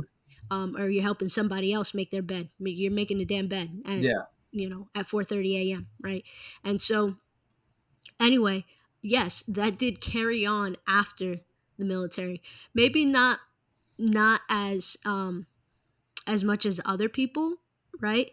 But where it started coming back into play was when I moved out on my own. Mm, okay. So, because I remember after I finished with basic training, you go to what's called tech school, right? Yeah. So my roommate, she would make her bed, and I would make my bed sometimes because I was just, I was so, I guess, over making my bed Yeah. every morning. I'm Yeah, just yeah. like, You that little do rebellion. Like this. I don't need to do Yeah, it now. I don't Yeah. need to do this anymore. Like, so every now and then I'll make my bed, but I would look over and I would see her bed look so nicely made. I'm like, damn, like, I wish my bed looked like that, like, Yeah, yeah, yeah. and like, I would start making my bed, right? It was I guess a little bit encouraged just from, it's not like she ever said, oh, you should make your bed. No, I was just seeing her bed made, right? But like I said, then, go back home and then that kind of goes away. Every now and then you make it, but then it became habit once I was out on my own, because I was like, this is something that I could accomplish early on in the day. And I also, when I moved out, I remember I wouldn't have a TV in my room, in my bedroom, for the longest time, because I knew that I would be lazy and I would just lay in bed and watch TV Hmm. versus experiencing the rest of my apartment where I had a nice big ass living room. Yeah, So yeah, yeah. I only had the TV in the living room for that reason. It wasn't because I couldn't afford a TV. No, it's because I didn't want to afford to be lazy. Yeah, yeah, yeah. I didn't want to, like, just, I was already in like a depressed state. I didn't want to further encourage it. I didn't want Yes. to not have a reason to get out of bed. Yes, yes, absolutely. And I feel like yeah, that little mini win is what kind of helps you kind of build that, like all right, let's start the day in a Foundation. positive. Yeah, yeah, at least you could say well, everything if shit hits the fan, I started my day strong and yes, I know exactly what you mean. And Yeah. that's a really good routine of just knowing that it's just like you say, it's the little things that compound and then it just kind of helps out. Yeah. I agree. That's Because great. even though I had a shitty day, at least I knew when I was getting home from the city, I was going to sleep in a bed that was nicely made. And Like, that's such a nice feeling too. Like oh, when you it's come so home cool. and the bed is fixed, you're like, I just want to lay down. When it's all fucked up, you're like, oh. But that's what I mean. Like, I'll go lay on the couch. Fuck that bed. Like, no, like, you want to, like, just jump into that. Yes, It's like giving you a nice big hug. Like, welcome home. absolutely. you know. Yeah, absolutely, absolutely. I feel the same way with that. I feel the Yeah. same way with that. Again, it's not a habit that everyone's fond of, but for me, I definitely, Yeah, me too. Likewise, I feel the same. The bed needs to, yeah, a yeah. hundred percent, 100%. I do agree with I'm that. I'm trying to be better too about, like, having dishes in the sink, because that's another one. I don't like having dishes in the That's no, yeah, that's an ick. I, sink. I can't. I hate dishes in the sink. I hate dishes in the sink. Yo, I'm fucking cracking up. So I remember, I hate that. If I see dishes in the sink, I'm bothered. I'm so bothered. yo, that's fucking hilarious, bro. So I be getting tight too, right? But I know that those are my dishes. Ugh, It's not like I could. But here's my thing, right? So my mom would always be the one that cooks, right? And I guess, like, the bargain that my parents had was my mom cooks, my dad cleans the dishes, right? yeah, So my dumb ass is like, all right, if I'm cooking, my girl's gonna clean the dishes. She ain't cleaning no fucking dishes. She hates doing the dishes. So man. That yes, I've definitely been there. I've you know what definitely I been there, and I'll wake up, and then the next day I'm like, them dishes, like they're still fucking there. mean? They're still fucking there. You just want bing and they be gone, but nah, they're still Uh, fucking there. So I know that I learned. I learned that one of Gigi's least favorite things to do is the dishes. Mm. However, for me, You bought a something she dishwasher. will. No, supposed to be her. No, but every now and then she will do them. You know what I mean? But Mm. that goes to, how you were talking about earlier, I guess, like sacrifices, right? Yeah. So, um, something that she dislikes, but because it's for me, Hmm. right? It helps me, it helps us. It should be a shared responsibility in my eyes. Yeah. You know, she freaking just puckers up and does them, Yeah. right? Yeah. Yeah. It's almost like the same thing like cleaning toilets, Hmm. right? Some Yeah. people don't like to do that, you know. I've never been I've never been too above doing something, right? Yes. I Yes. had to do it in the military. I had to do it at my house. But there was a time in my early 20s where I'm going to be honest with you. I was also a personal trainer and I wasn't making a lot of bread, right? Yeah. Was not making a lot of money. Um, I would get paid $10 for the floor hours. And then the rest of it was, all right, go out and try to get your own clients. And some Yeah. people just didn't, it was a grind, Yeah. It was a grind. hundred it was a percent. grind. Back in the day, it was a grind. And so I was low on cash sometimes, right? And a good buddy of mine, actually, he passed away due to cancer a few years back. Oh, Rest in peace, Ralphie. But sorry I about don't that. know if you are familiar with the customization shop over in Keyport on Route 35, that blue building, and they always have like the rims and the wheels out front. Yeah. Yeah. I do know what you're talking about. Yes. Ultimate. Yes. So Ralphie used to run that place, and he was such a good guy. He was like a father figure to me, Mm. outside of my dad, right? Yeah. Um, he was more like a street pops, I would call him Gotcha. a street Okay. pops. And so he would take care of me. He would be like, "Yo, I know that you're struggling. I had a girlfriend at the time, and little date nights, whatever, right?"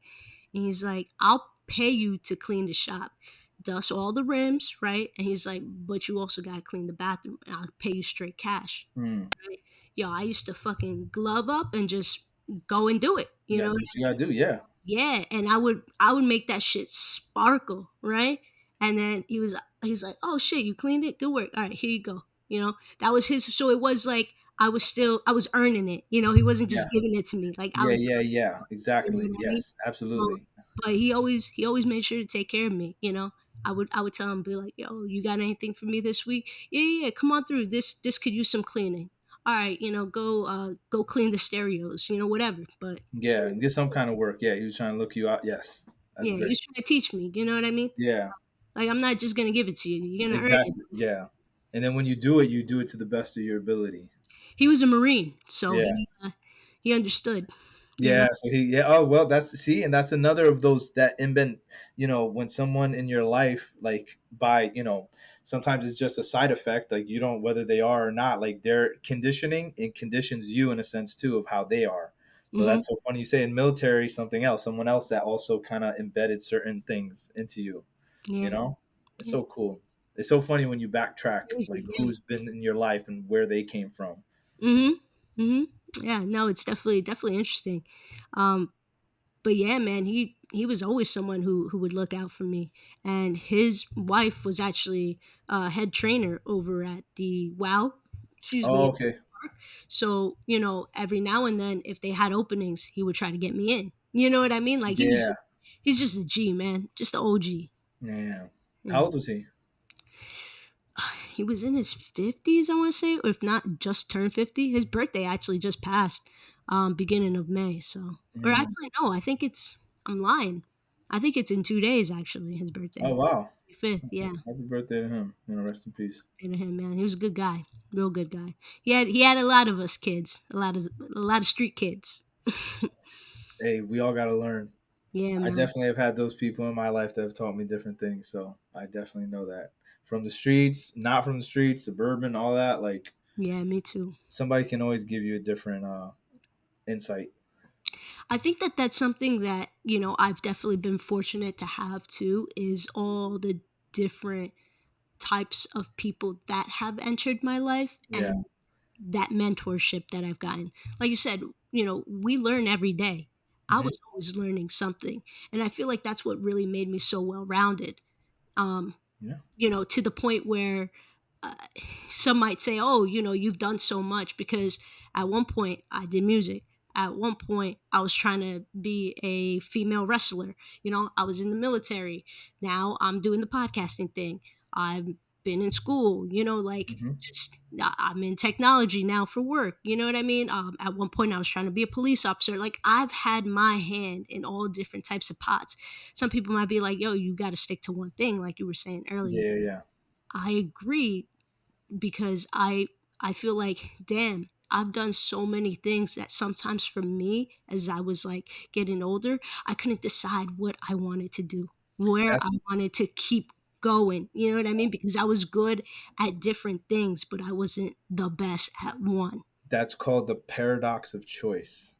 You know? And that's when you have two. It's like when you have it's like when you go to a restaurant, as a good example of that paradox of, like, if you go to a restaurant and it only has three things that you have to pick out of, it's easier for you to sort out of if there was a whole menu with 2 pages and there's like 30 things, because then you're I like, all of it sounds good and you're like not sure, versus three that are like, oh, all those are really good, but you can narrow it down now to only those three, I used versus you have to peel each idea of which one is best for you at the moment, and then you right. have to overthink, and then you're in your head.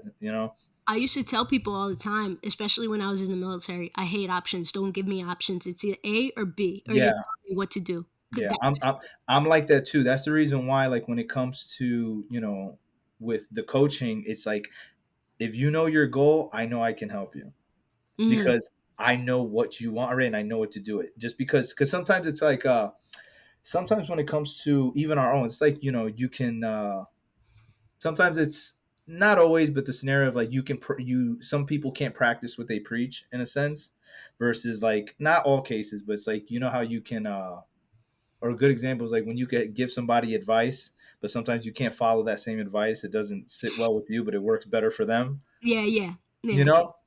And I'm not saying that that's the case. I follow everything that I say. It's just, that's what I've learned, because if you're solving someone else's problem, you don't have to think as much as it is for you, because there's less moving parts. Because, like, if that's the goal that they want, I'm going to help them figure out those dynamics to get there, versus me, I'm thinking about, all right, is this going to affect the girls? Is this going to Right. affect this? Is this going to affect, me down here, down there? All right, they want that goal. I can help them get that goal. Hmm. And if they have any questions about that on the way there, then I can answer it. But I don't have to be as much in my head. My goal is to make sure they get the outcome that they want. It's so funny that you can separate that too, because there's some people that can't. They'll Yeah. start thinking about how things are going to impact in their life. And so one of my favorite things to say is, not my chair, not my problem. Yeah, yeah, yeah, You yeah. know what I mean? Yeah, that's unfortunately, and you know what? And it's fortunate and unfortunate, because you know what? If somebody wants something bad enough, they're still gonna do it. They're still gonna want it. Yeah. Like, if it's something really detrimental, that's harmful, obviously I'll make a suggestion, like, I don't think that's really, like, you should do that. Right. But if it's something like a reasonably tangible goal that they just need support and, just actual guidance with, then, it's all for it. I'm not going to be like, I'm really, Isaiah, I'm really trying to rob this bank. Like, I'm like, no, I'm not, I'm not gonna be You like, might no, want you to know, I'm not going to give them a layout. Like, all right, their closing hours are, I'm not going to be like, imagine. you know, not a Oh heist. my God, Not gonna man. outcome a heist. Yeah, right. Or like, Isaiah, I really think I should meet this underage girl. And you'd be like, you know what? Why don't you sit here with me? Let's get Yeah, Chris Hansen in the room. yeah. Like, Yeah, like, I was okay, talk no, to him no, no, first. no. Shit is crazy. It's funny too. Going back to, like, people are gonna do what they want to do, right? And then we Yeah. question free will, right? So a good buddy of mine, um, I'm, not to disclose too much of his situation, but he's he's in this he's in this position where he goes between back and forth between these two women, right? Okay. And myself and his other friends are always like, bro, those aren't your only two options. Okay. You know what I mean? Those are the only two options that you give yourself. But in Yes. reality, those aren't your only two options. There's an option C. You could fucking leave both of them and be happier and go find somebody who actually Mm, better or best aligns with you, right? yes. Because option A is, is the choice for keeping his family together, but then option B is the woman who actually makes him happy, but she's got her own situation going on, right? Mhm. So it's like, why are you tormenting yourself between these two options when there is a third option? You just don't want to take it. You know what I So mean? that is definitely between a rock and a hard place situation, Hmm. especially like if there's like kids involved and there's like already a family dynamic. And Right. then on top of that, because no matter what, like if you look at option, oh, so A is the family, you kind of have to peel back the layers of like, and this is where you have to kind of get in depth of like, what am I really here for? Am I here for the family dynamic? Am I here for because I actually think there's a sliver of possibility?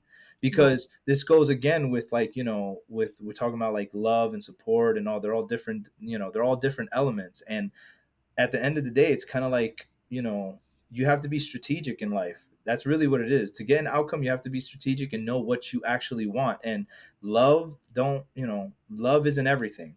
It sounds like, I know that's the cliche. Love is very important, and that is something that we want in life, but love doesn't pay the bills. Love doesn't provide for you. Love doesn't, like people can do that, just like, you have a sugar daddy. Here's a good example. Sugar daddy don't really love you. He's providing for you though. He's giving you all that. He doesn't really love you though. That's Right. that's one aspect of like being provided for but not loved by. So I mean, I Um, guess it depends on what the person it wants, depends. like you Yes, said. it all comes down to what do they want? What do they see for themselves? Sometimes people get stuck in the now and versus like, what do I really want? If you have that, and to think about it, sometimes I look at the people who are in that kind of dynamic. I honestly am astonished by their mental capacity of balancing both, because I'm like, that's so much brain power to balance. You Dude. can be doing some amazing shit if you have that much brain, of that much. But here's How the can thing is, you know that they don't. You know what I mean? Because one thing that he's mentioned to me, yeah, right, is that I always called it, well, you're emotionally unavailable. yeah, And he's like, what she was to him, it was like he had one foot in, but like the other foot was somewhere else. It wasn't yeah. wasn't stepping on the same ground.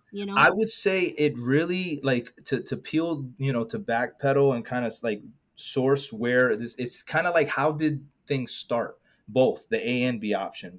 How did they start? Was it accidental? Because sometimes family dynamics get built on accidents, like, a one night stand and then they have kids, or they weren't together really long and then they kind of were, they end up having a kid and now they feel obligated because of whether their family or if they're religious or anything like that, and So you that they. believe things are more situational, at Yeah, least how people yeah, should I be. believe it's situational. I'm not here to justify that the fact that it's like, having that, I the juggling both is right or wrong, but it's Mhm, like at some point it's exhausting. At some mhm, point you have to realize, like, is this really what I want? Obviously it's not, because if you have to keep both separated, then that means it's not one life you're living. You're doing two dances, and you can't yeah, dance with two people at the same time. yeah. So you have to figure out like, how, Supplement each what do other. I really want? Yeah, exactly. Mhm, And what do they say? The man who chases two rabbits catches none. You mm, know, and it's the same exact thing. But you have to know which one. You have to know which rabbit is worth going after. You know, mhm, if it's stress about like kids and stuff like that. Personally, as a kid who grew up without his dad or anything like that, I literally had zero act. And I think that's where people get stuck with the dynamic with families. Is like, my dad wasn't in my life at all. Thankfully, I had my mother and her side, and I had a good family dynamic. Did I have that absence? Sure, of but course. I was resilient enough. I had a loving family to like not make me dwell on that so much. I dwelled it on myself, because you realize it eventually as a kid. Like, I'd be I'd be a little kid in freaking, in, I don't know, like second grade or something, and it's like Father's Day, like bring your dad to work day, and I'm the only fucking kid that don't have so it makes you reflect. You're like, damn, I remember Yeah. that was the one day I really You realized it. know, yeah, Yeah, yeah. I was like, shit. I was like, I don't have a dad. Like, and it's those things. And it makes you think about that. That Yeah. was the day I remember I was like, I'm not going to let my kids feel like that. Like, I don't want that. That Good felt for you. really, I don't even know how to describe the feeling. It was a really empty Really feeling. impacted you though. You Oh know, yeah, absolutely. And but it impacted me in a positive way where positive it's way so for sure. interesting how we're wired because somebody can go through the same things that I can go through and they'll just say, well, my dad did to me, so I'm gonna do it too.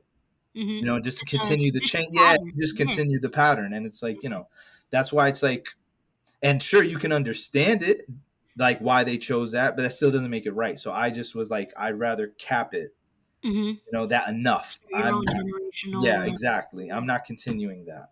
Yeah. But for when it comes to people, it's like you have to know what if you're trying to, if it's for the prevention of kids, if you're still in their life, co-parent, especially in this day and age. Back in the day, I know co-parenting and divorce wasn't like it was frowned upon then. It's still Mm-hmm. frowned upon now if you're in like religious circles, but it's common. Like, and I'm not here to downplay, marriages and stuff because they're beautiful. And I think there's a lot of strong quality marriages, but it's, they're on the higher side of statistically of ending, and that doesn't show the statistics of people who stay together because of kids. Right. That's a whole other dynamic, so it can be much higher. That's not saying that I like true love and blah blah blah doesn't exist. No, love exists 100%. It's Mm-hmm. how willing are you to build on that dynamic. Just don't feel like you're in a death sentence, because if you feel like that, if you're married and feel like you're in a death sentence, like this is the end or type of shit, then you shouldn't have got married. Yeah. No, You know? 100%, man. There's a couple things that I want to touch that so going on the family side, so it's funny that you say that because one of his things was like, yeah, I want to keep my family together, right? Which Mm, is why that option was still presented, right? yeah. Well, one of his friends had made a good point was like, your family is still going to be together. You have your kids. Yes. You know what I mean? So he had to kind of like change how he was thinking about family. Yes. You know what I mean? That's exactly Like, what it is. yeah, Exactly, because you're not that's, breaking the unit is still the unit. That doesn't change that. That's still the mother of your kids. Those are still your kids, and you're still alive and present. yeah, Like no matter what you want, even if you were like together or not together, you're still a unit, whether you like it or not. right. It's Yeah, just the dynamic of what you've been conditioned to think isn't the same, but that doesn't right. change that you're still like you all have to work together still. You're still in their life. You still got to work with her regardless if you're together or not, Exactly. for their sake. For their, exactly. Yeah. For their sake. And that's why, and obviously it's easier said than done depending the situation, because, sometimes the guy can be really bad, abusive, or the woman can be, freaking psycho or very narcissistic or on both ends. So it's kind of it's based by, case by case. But overall, if that's what's keeping you in the relationship, then you already know you're teaching them that too. Mm-hmm. You're To, showing them to see, because especially if you guys are really toxic or really are disconnected, they see that, and they 100. you don't realize that with their eyes they see that disconnect, and they say this is normal. And then if they condition that, see that long enough, and their next when they get into relationships, they're like, oh, he's if it's a boy or girl, like, oh, they're aloof, they don't really care, but that's normal. That's how my family. They don't really kiss or hug or blah blah blah. You know? Yeah, you damage your kids Yeah. without, Subtly, yourself realizing. subconsciously. Yeah, Yeah, subconsciously. but like you said, that who's gonna end up hurt in that scenario, and it may not be right then and there. It's gonna be later on when they go and they find love. It's gonna, Yes. are they gonna break the cycle, or are they gonna Yes. continue it too?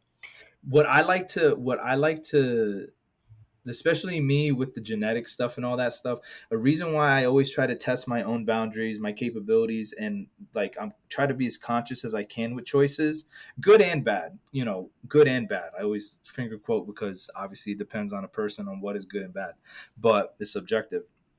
But Mhm. I always keep in mind that whatever I'm capable of, my children are capable of. Like I gave them the wiring that I have as well. And me knowing like if I can get myself out of a bad situation, it also brings me a sense of peace of mind too. Cause like if I'm in a struggling situation, whether it's my fault, like I put myself in it or avoid or whatever, I Mhm. know that regardless of the outcome, I know that they're capable of handling it as well. Like they have that capacity. They haven't built that muscle yet, but they have that grounded wiring that I can help them build Mm, that so they understand it. Because like it's kind of like example of like when you don't know what you don't know until you know it, you know. right. And it's the same thing with like, you know, the fear base. Like when sometimes people don't want you to do something, it's because they've never experienced it, so they're projecting their fear onto you to not do something because they haven't experienced that until you show them that it's not that big of a deal or it's not that serious or whatever, and then they're like, oh You know shit. what that reminds me of? My dad, right? Growing up, we barely went to the beach. Why? Because my dad can't swim. And he was always very scared. What if something happens to my kids? Yeah, So when he would take us to the beach, bro, the water was miles away and we were up by where the fucking dumpsters were. You know what I yeah, mean? yeah. I wanted to get to the damn ocean. I was burning the Like a shit out of 3 mile my high. legs, for real, a 3 freaking mile hike, right? Just to run to the water. And I was like, nah, I'm good. I don't even want to see. I can see the water from here, right? But yeah, but like you said, Yeah, meanwhile, my mom, she's like a dolphin. She could yeah, fucking swim. She, in Ecuador, she was just throwing herself off of cliffs and stuff. yeah, You know what I yeah, mean? But my dad didn't have that upbringing. yeah, That he grew up in Peru, he was in the city. yeah. They weren't having that shit. You know what I Exactly. mean? And that's Like, and yeah, and that's what I'm saying. It's like when you have a certain idea in your head, a good example, it's the same thing like with your friend. It's like we condition them based on our own fears and thoughts and ideas. It's not the fact that that's true, it's just how they've accepted that information. And you know, you suffer more in imagination than you do in reality. So like the possible things that may happen, most of the time they don't happen. But right. if we have enough control of the situation or the people or community, and they anchor based on whatever the leader does. And then, you know, so in the sense, your father, he was like, all right, I'm fucking water for Yeah, 3 miles back, all right, guys. Like for real. Like, he not can't even not even in the bathtub, yo. Like, he couldn't save us. You know what I mean? Like, he just that yeah, was his strong point. I mean, okay, good on him for understanding his weakness, but yeah, like, it sucked because I couldn't enjoy that part. You know what I mean? yes. Do you feel like now, how do you feel about water now though? So I would say that I do have a fear of drowning. Right. Okay. I think that that's a very logical fear, though. Yeah. Um, Same way that like being involved okay, my fear of drowning came more so because one day we were driving over the Belmar Bridge, right? Yeah. Hold on a second. 1 second. I'm getting a call right now, huh? Yeah, yeah, yeah. I'll pause this. And we started talking even before I started recording. Let me tell you this Belmar story real quick, though, of Yeah. where my fear of like drowning actually Yeah. came. Also, kind of correlates to my fear of cars, right? And like, well, not cars, but car accidents, right? Okay. Um, Not only because I was involved in a car accident, a pretty bad car accident in 2020, but this is again before we're talking I think I was between the ages of 13 and 15, right? Okay.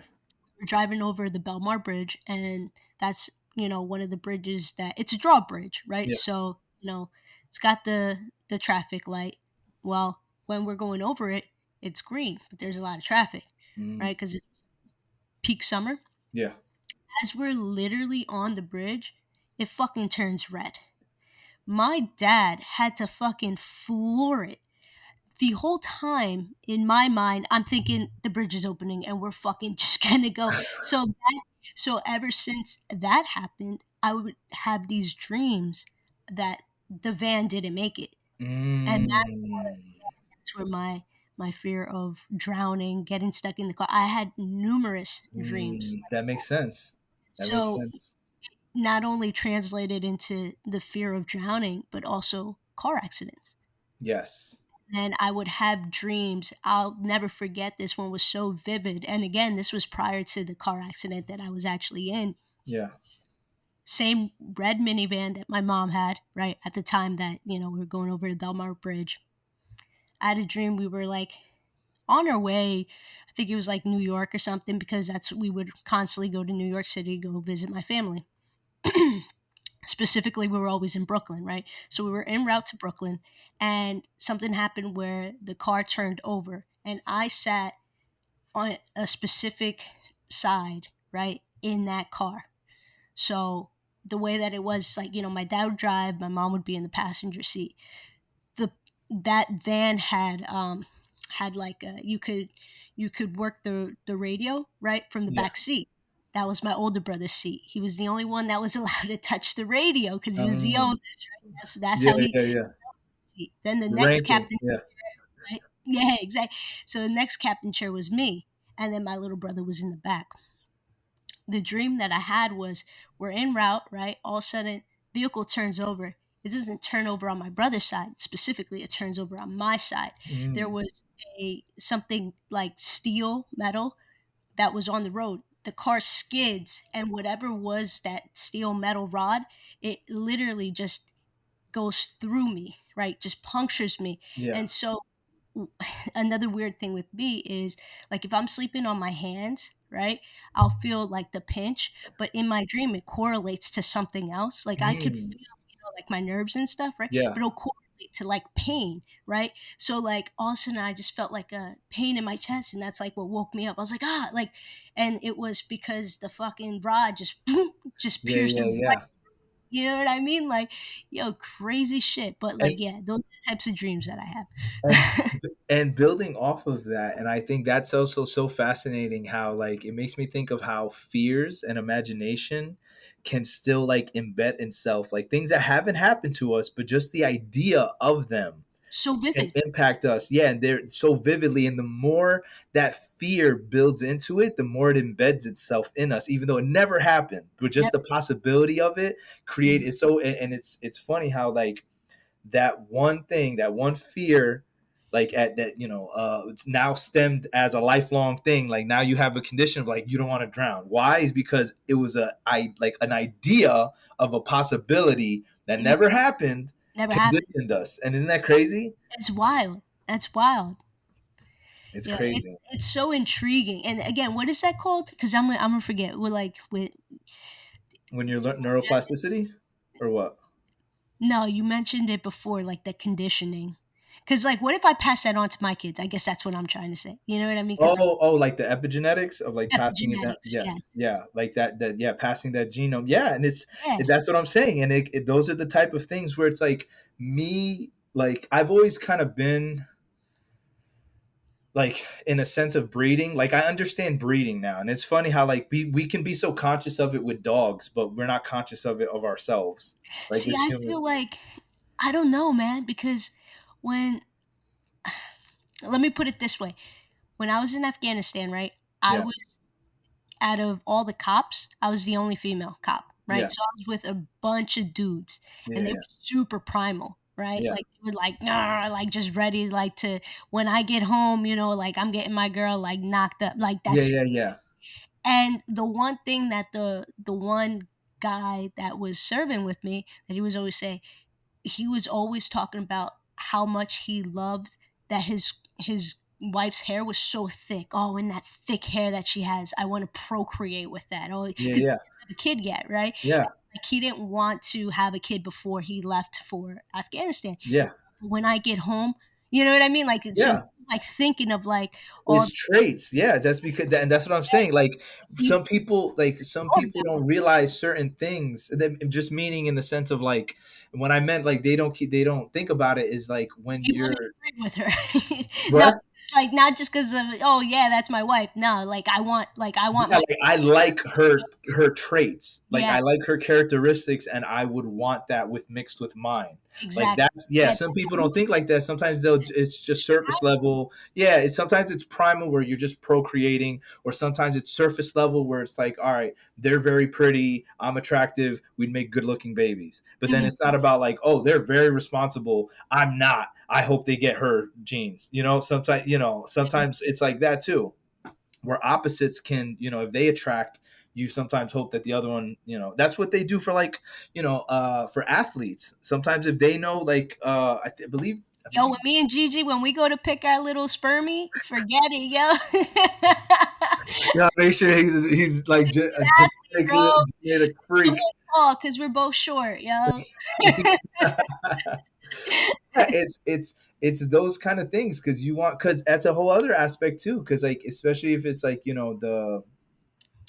sperm donating, artificial insemination. Oh, that was such a crazy thing. Now you made me think of, like, there's this on Netflix. There was this doctor that, I guess, like, certain couples couldn't get pregnant, so they had to, they do the sperm donor stuff. Did you hear about it with the doctor?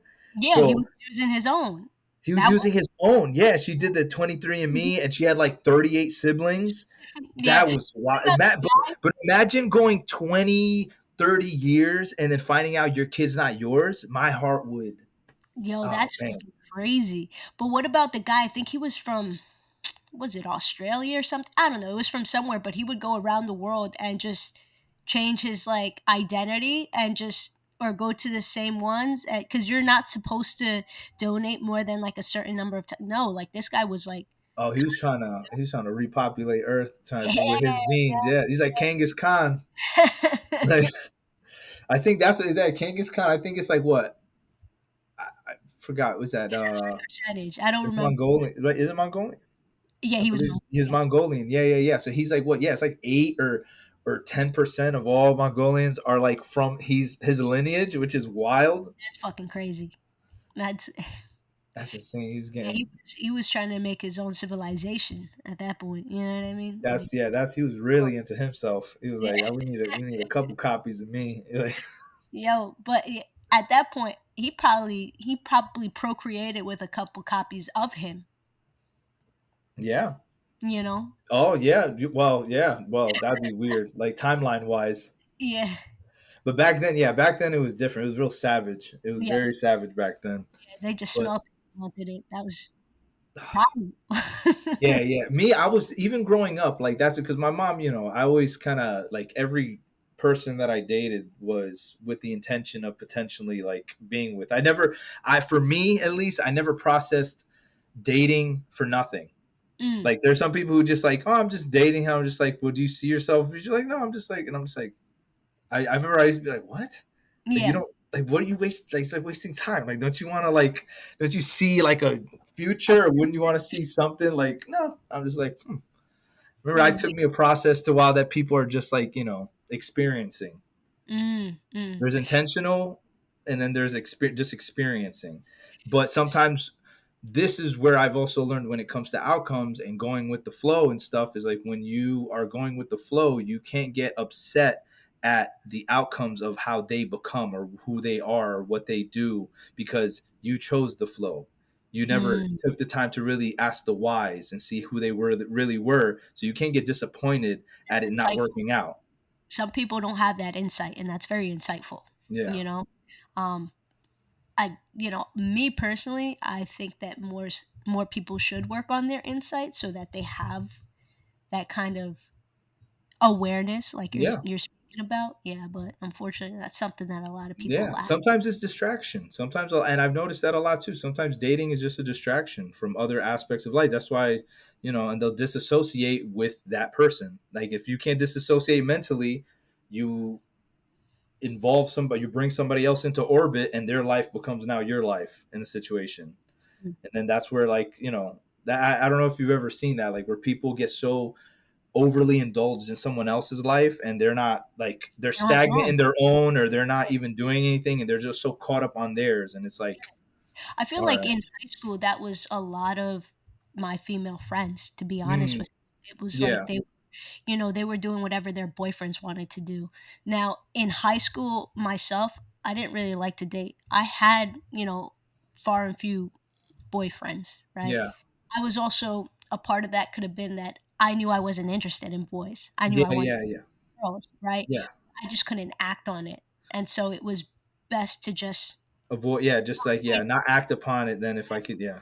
and also because I didn't want to like, be picked out as being gay, I would just have sex with boys, right? You know what I mean? Like that Yes, yes, yes. yeah, that You way could, it's like I wouldn't be what do you call it? Like dragged out of the closet kind of thing. gotcha. Yeah, I was about to say that. So you did as a kind of confirmation, like I'm not gay. Like, Yeah, I'm that, not and gay. yeah, For real. yeah. Yeah, exactly. So like, see, I just, yeah, I'm having, I'm going, I'm doing my thing. Like, I get Yeah, it. That makes sense. See, and yeah. that's so interesting.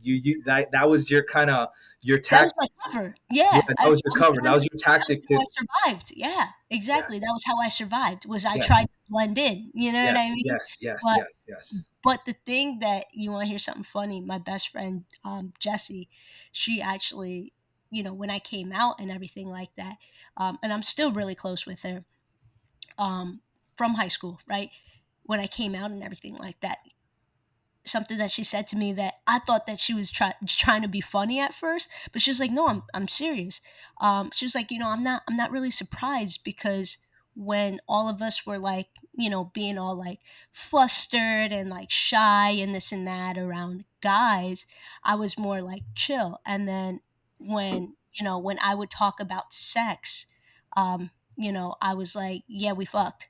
You know what I mean? Whereas for them, it was like, "Oh my god, like he this and He's the this." one, and all the Right, other. Yeah, and, like, when they would ask me question, I'd be like, "Yeah, we fucked." You know what I mean? Like, because you weren't emotionally I charged about was it. yeah, Yeah, you know what I mean? So she put that together early on, like, "Yo, this one's weird." wow. That she You know? was very attentive. She was Yeah, very attentive to you. and That's I was like, awesome. "No, shut up. No." And she's like, "No." She's like, "You really didn't share, like, the same emotions that all of us other girls did. You were just very, Mm, like, nonchalant, like, matter of fact, like, this is it. That is like, that's it, you yeah, know? yeah, yeah, yeah, yeah, That's all we did." Like, there wasn't yeah. but for me, like, I knew that I didn't know I was doing that, Yeah, like you don't realize it until, yeah, yeah, hindsight's 2020. Yeah. right. I didn't realize that it was evident. Like, I knew I was doing it, but I didn't realize that You others thought that that was like knew. enough coverage to be like, Mhm. Yeah, nah, yeah. nah, nah, no way you saw through that. Like, yeah. Yo, there was another time I'll never forget. So, excuse me, at the time, I had this really close friend, and I was like, "Oh, he's gonna be like the perfect cover, right?" And so, him and I, we ended up getting together and we had sex, right? And again, mind you, I'm just looking at this kid like as like my best friend. You know what Yeah. I mean? And like nothing more, and like Yeah. it was just sex, Yeah. right? Yeah. Yeah. We're naked, right? And out of nowhere he's like yo, like, do you want to be my girlfriend?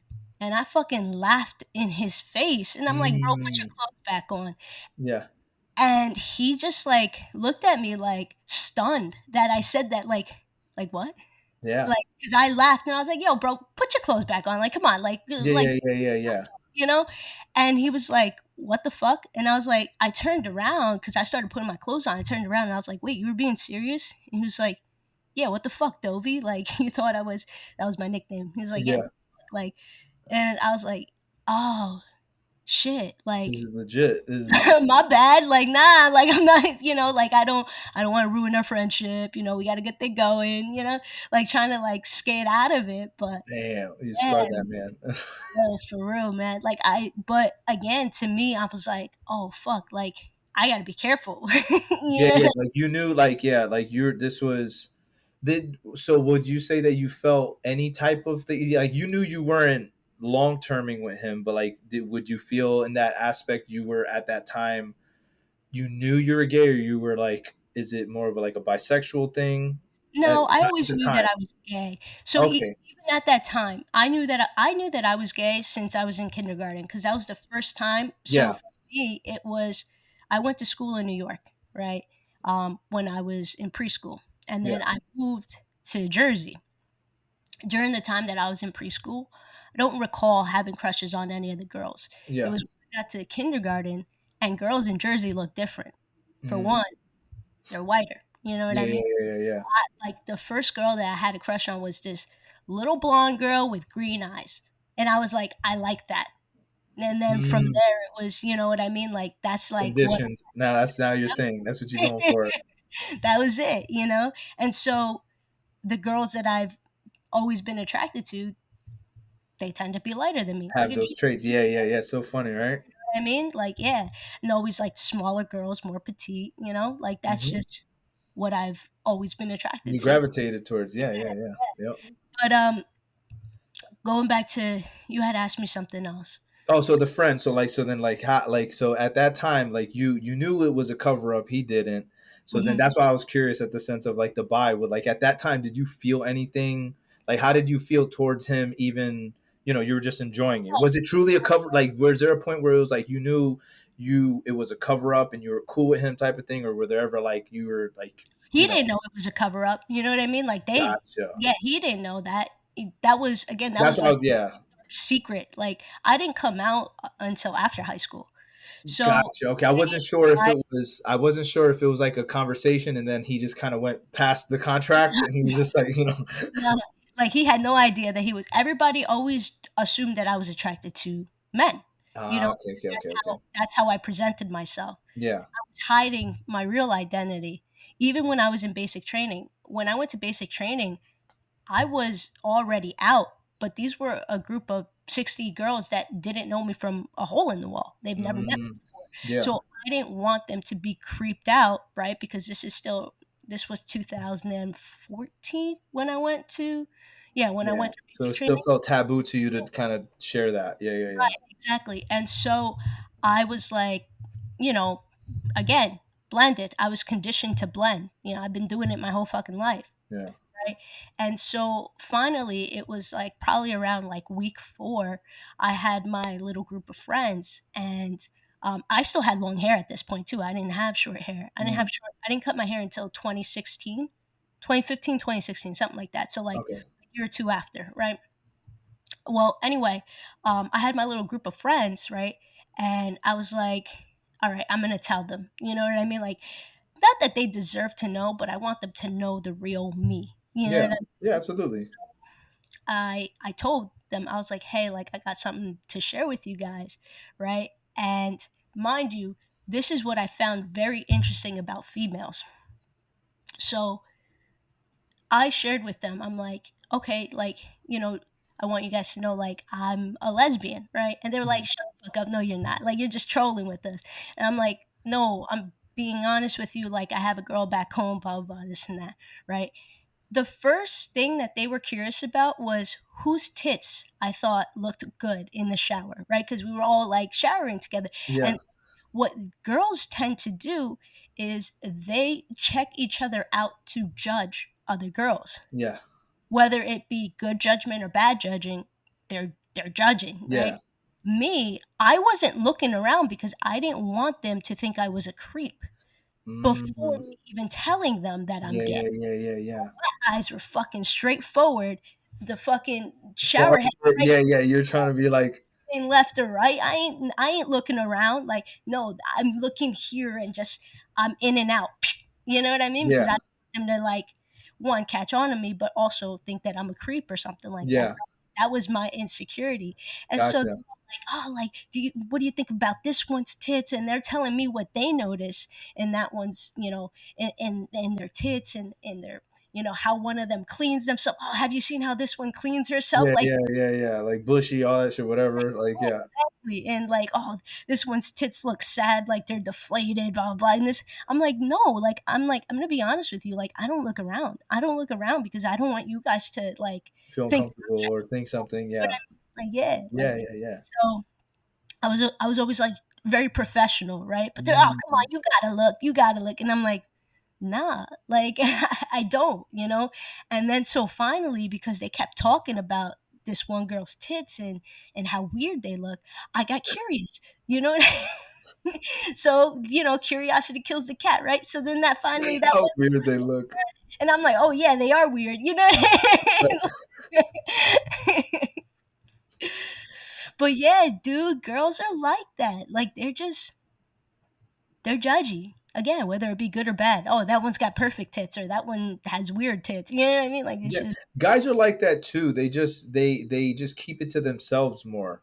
mm, I feel like men are very much like that to themselves because they also, everybody has their own securities and stuff, like how we're conditioned on how we should, be in as a man and stuff like that. And sometimes some of us have certain traits that others don't. Sometimes it could be like, height. It could be, it could be the finances, like what we're socially, your fucking dick size, all that shit like that. Everybody's, we're all mentally, but we're not talking about it because we don't want to be a bitch. We don't want to be like, so like we keep it to ourselves of like, how we actually feel. But sometimes, obviously that's why confidence is such a thing that projects more in males. So that's why sometimes it can also throw mixed signals, because it's kind of like, like if a guy who has a lot of, very bravado, got the big truck, is those subtle hints of like, I don't know, maybe he's compensating, or like, or other ones that are chill, and you're like, all right, maybe he's cool because he's, and these biases of how society says what is what, or how you can tell a guy is, or that kind of shit. But guys are the same way too. We think about it. We look at other men that we feel maybe not, how can I say it? We I don't. look at other men in a sense of comparison as well, if they are superior to us in certain aspects. So sometimes it could be a driver. I Mm, feel like for most men it ends up being a driver, because a lot of us, not all men, but I feel a lot of us, I know I am, it's a competitiveness. You want mhm, to, like, just like you're saying, like, I'm capable of it, mhm. there, I like, if they got that, I could probably do that too. Obviously, realistically, if you're 6'4" and the guy's like 5'5", then obviously they're not going to do that. But in aspects that are tangible, Right. but See, and I don't feel like I'm like naturally competitive. You know what I mm, mean? Like, I'm not, and that's the funny thing. I'm not. I'm competitive to myself. I'm yeah, competitive. Like, if I know I can, if there's some room, like I if would say I'm room, more ambitious. yeah, it's ambitious. I would say ambitious, because I'm not like, do I get inspiration from other people? But you're good at what you're good at. You're at that lane. You inspire me to Mhm, be better. I'm yes. not trying to beat you. It's just I Right. like that trait. I like that thing you're doing, and I think I am capable of doing it too, or my own style of it. You Yes. know, I think sometimes that right people, there. yeah, go I'm for it. sorry. I was gonna say, I think that right there, what you just said, how I asked that question earlier, what's the difference between like, you know, um, I guess kind of like taking someone's quality that you like, right? Yeah, And making cherry your picking. Yeah, own versus borderline personality disorder, right? PBD. I think that right there is the difference. What you just said is making it your own. Because someone yeah. who has BPD, I believe they just take on somebody else's identity, or they, Yes, what I mean, yeah. I would. versus trying to adjust it to them. Yes, I agree. When you that's they have like half this, they got half the formulation right. Like, they got the adoption part, but they're not making it their own. They're not Right. really like turning it They're into trying their own recipe. yeah, yeah, versus trying to, like you said, implement your style into it, their Yeah. style. And sometimes that's also, and that's why, like I say, it's kind of difficult, because sometimes it's like when you haven't been brought up with a form of identity, you can't really conform certain things. Like, so like if you've been raised really strict, you have a certain way of being raised, like you had present parents, and they kind of showed you certain, like they narrowed certain viewpoints for you, not in a Mhm, negative way, but just narrowed, like, so you can understand things a certain way. Certain mhm, people don't have that, so the second they have something that they like, or somebody that's gravitating to their orbit, they try to fully embody that identity, because they never got that narrowing down. Because if, mhm, let's just say somebody who has a wide lens, nobody ever conditioned them a certain way. So if you got introduced to that same person that someone who didn't, whether BPD or bipolar disorder, and you get that same lesson, you mhm, have a lot of construct already around you to narrow that, versus maybe someone else who maybe doesn't, whatever their upbringing, whatever the challenges for their scope is so much wider, because they haven't either received or accepted certain information, so they're just taking an identity and running with it. Not saying that that's, you know I feel like that can also be compacted eventually, if they can have that self-reflection about it. But yeah, it's really, I don't know, that's a really touchy one, because I've had discussions and dealt with people, even in the workplace, or even in personal life, that have dealt with that. And mhm. sometimes I've talked Have to them, we're like, all right, you definitely have like this, you have this condition. Then mhm. others, they've been diagnosed it, and then sometimes it's you know a lot of it's just the mental conditioning, like the labeling. Like it, and that's one thing that I'm very resistant on. Like I like labels, but at the same time, sometimes if they aren't really for that person, you adopt that identity. Yes, I feel like there is a thing as like over labeling, and we've Yes. kind of we're getting to that, or more so, we have reached that. I feel like now within this past year, I would say we're taking a step back. We're going the other way, which is good because we need it for balance. Well, it's so funny that you say that because, like, and we got into this because I was just thinking about what I realize now, like on social media, everybody's autistic now. Everybody got some tism. Everybody got like, so, oh, it's my ADHD, this is my thing. It's a little bit of like autism. I have the autism of this, of that. And I'm just like, all right, before it used to be like a real actual thing, and now everybody's like playing around with it. And Say I've that. noticed that more on social media. And then I'm like, okay, like maybe to a degree, like I know I have like, and I believe I have an like an undiagnosed ADHD because definitely I when it comes to certain traits, not to the same degree, because that's like narcissism too. I feel Yeah. like that's why with labels and all that stuff, I feel like everybody has a lot of the same qualities, just more than another. But if you really label it 100%, and then then you end up accidentally embodying that Hmm. identity. Yeah. No, You know. I totally get where you're coming from. I actually so when I got into the car accident, right, I had to go see a neuroscientist for the concussion and everything like that, and they had to determine cognitively how much more delayed I was from before the Mm, accident and after, right? yeah. So some tests, I don't know if you're familiar with it, but some cognitive tests and that or some testing that they do is not just cognitively, but it's also like personality, Yeah. right? Because what happened to me is with the concussion, I became very impulsive. I'm happy to announce my affiliation with a fitness company that offers revolutionized fitness gear. Goblin Gear offers wrist wraps, elbow wraps, sleeves, straps, belts, and even apparel. The color schemes are out of the ordinary, so you will feel extremely confident rocking this gear, and you're sure to stand out at any gym. Not only are the colors cool, but the quality of the material is second to none. I personally use the elbow sleeves. They feel nice and comfortable, not too tight around the elbow, and just enough to give me a 360 support. I can do any movement of flexing the elbow, and I know these sleeves won't slide down like the others. That means I can focus on my lift without worrying about the sleeves failing me on the next reps. That kind of stuff is important to me because when I'm working out, I don't want to have to worry about constantly stopping in between reps to readjust gear. Don't believe me? Try it out yourself. I promise you'll find a style and color that you love. Check out goblingearclub.com and use code MISH at checkout to save 10%. That's code MEESH, MEESH, at checkout to save 10%. Now go elevate your fitness journey today. Check out these sleeves right here. Right? And I'm also diagnosed PTSD. So Mm. now it basically like intensified my PTSD because now I have something else that traumatic that happened to me that now I'm like, It fuck, exacerbates it. Yeah. exactly, right? And so where I was getting at is this is where I learned that that I actually also have OCD tendencies. I'm not OCD, I'm not diagnosed that, but I have the tendencies. And I was just telling my buddy about this earlier. It's so funny too. I was telling him about the test that they made me do.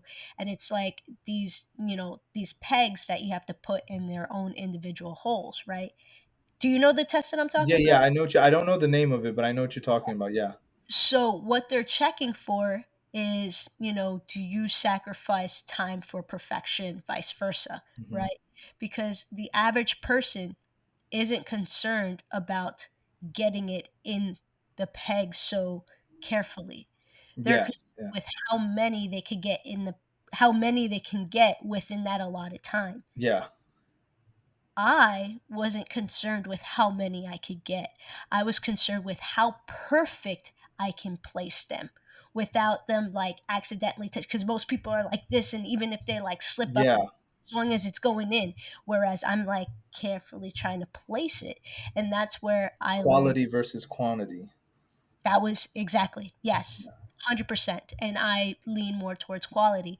And then my boy joked because I started like cutting hair on the side, just Yeah. just doing that as a hobby. And he joked around with me and said, "Yo, that's why it makes sense why it takes you 2 hours to do a 20-minute cut." Quality, yeah. It's quality because I'm trying to get every fucking hair. You know what I mean? You Make want to sure make it perfect. Yeah, everything yeah, yeah. blends nicely. So. But yeah, That's funny. That is funny. And do you this feel like that, like, have you felt like that's affected you negatively in other aspects? Like that you can like like you can in my use. professional life, no, Okay. right? Because in my professional life, I still like punctuality. Okay, You know, yes. so I won't miss a deadline. You know, Okay. that's just like I don't like to procrastinate. That's another thing. Mm, I'm the type of person get it done early and I don't got to sweat about it because gotcha. I don't like to give myself anxiety that is unnecessary. Absolutely. Absolutely. That's how I rationalize with that. Like Yeah. I ain't causing myself stress. I ain't causing myself anxiety. Get it done, and then I get to chill. I got free time. You know Has what I there ever been a time where you like the In my personal life, though, I will say that it causes some rifts. Yeah, even between my wife and me, because again, like okay. I'm trying to be a perfectionist, whereas she's like, just get it done. Yeah, you yeah, know? yeah, yeah, yeah. So sometimes little fights, nothing major, but obviously she'll get annoyed with me because Yeah. I'm trying to be perfect, and she's, oh, you're type A, you know what I mean? And leave me Has there ever alone. been a time though that like there was ever a moment that you were like, damn, I should have waited a little bit for that? Like the outcome changed because you wanted to get it done, but then you should have waited and I've it would have been better or it would have had a better outcome. Like have you ever had those moments you're like, damn. 100%. I can't think off the bat, but I definitely know that I've felt that way before where I'm again, that's that impulsivity though. Yeah, yeah, yeah. Where like yes, I do tend to be impulsive. I think I think an example that I can give about being impulsive is and this is where I've tried to be better about it. At that or not be better about it, but go back to my old ways of being. So at the time that I sustained the injury, right, the TBI, right, I I would make purchases that were again probably could have waited. Whereas before and now, I'll leave something in the shopping cart, right, on the online shopping cart. I'll leave it in there, right? And if I'm still thinking about it, that means I do want it. But if I'm not, Mhm. if I stop thinking about it, that means That was the logic. Yeah. that was my logic. And so, for example, anytime that I want a new set of clippers, right? Because like I've gotten to the point again. I don't even work at a shop, but I got like 3, 4 different clippers, babeless. Like I'm talking, Wall, all that shit. Yeah. they're not cheap. You know what I mean? Clippers are. I'm paying at $200 and up. Mm, For just the clipper, not even the trimmer. You get the yeah. set. That's over 350 right there. Plus the foil shaver and everything. Yeah. I got my nice little gadgets, and it's addicting to buy nice things. You know what I Mhm. mean? Even though I'm just using it for a hobby, I gotta tell myself because again, I know I have that impulsivity in me. Mm. Leave it in the That's like cart. If yeah. I still want it, I could get it. But if I like start to forget about it, I'm like, well, like it's whatever. Like I don't need it. I don't need it. you know, That's what ends up happening with us like when we have like once we have got to a point where like when we have that income and we have that ability to get the thing because Mhm. when you're broke and you have to be more budgety, then you're kind of like, oh, okay, I can get it. But once you get to the level where you're like, all right, I'm in a good position, all right, I can buy this, then you really have to fight yourself sometimes because like, yo, I could get this if I want. Like what's really, and then it ends up becoming like, oh, why not? Like I do have that, and then I you start sure. you start logically justifying it. You're like, what if that one breaks? Then I can have this one just in case, type of Yeah. thing. And you do, yeah. We'll always try to make sense of any choice or potential choice that we want to make. We can always rationalize it somewhere, Right. and and And that's that's why I try to be more like instead of leaning more towards that way, which yeah. like it's super easy to lean that way, I Hmm. try to go the opposite way so that I actually have more balance. Like Yes. I'm too self-aware. That's why Yeah. like when people like I can't make the same excuses that some people can make because I am too self-aware. You know what Yes. I'm saying? Like Yes. I can't like an example that I'll give just I don't even want to say for the sake of my marriage, right? But cheating, right? You know how like some people could just go out and cheat on their spouse because of whatever reason and they'll give they'll make it make sense, like Yes. you said, right? I can't do that. Mm. Too much self-awareness that I'll be like, no, that's not that doesn't make sense. Yeah. You know what I mean? Like no, you Yes. can rationalize that. I can't. You know what I Yeah. mean? Like I'm just too self-aware. Like I can't excuse, oh, I didn't know I wasn't supposed to be talking to her. No, the fuck I knew I Oh wasn't yeah, no, no. It's always that's always a conscious choice. you know I what I think mean? Like, it's always the determining factor normally, like when people do that. oh, I didn't It's know I was emotionally cheating. No, the fuck I did. I knew. You Yeah, know what well, I mean? yeah, well, see, and that's funny you say that too, is because when it comes to that, whether it's physical or emotional or anything like that, it's like it really depends on what, like meeting so many different people and their viewpoints of seeing like what they consider. That's what I'm saying. So like good and bad and cheating, love, anger, sadness, like seeing Values. that each definition is different to individuals, you Mhm. get to see it. Because I've seen where there's couples that like, oh, my wife is always flirting with the guys, blah blah blah, and I'm just, but like it doesn't bother him because he's like, I know she comes back to me, she doesn't do anything, but she definitely flirts. She's a big flirt, and I'm like, what? Like I'll I'm hear that, or then, but some people that won't fly with anybody, yeah. I'm and the then type there's people, and that's why it's like when you see other people's walk of life. Like I had a coworker that they were polygamy, like they were big into, they had a whole, and they're sharing, they have their or swingers, and I'm yeah. just like, man, all right, but they're cool. Like they're in their wiring, in their worldview.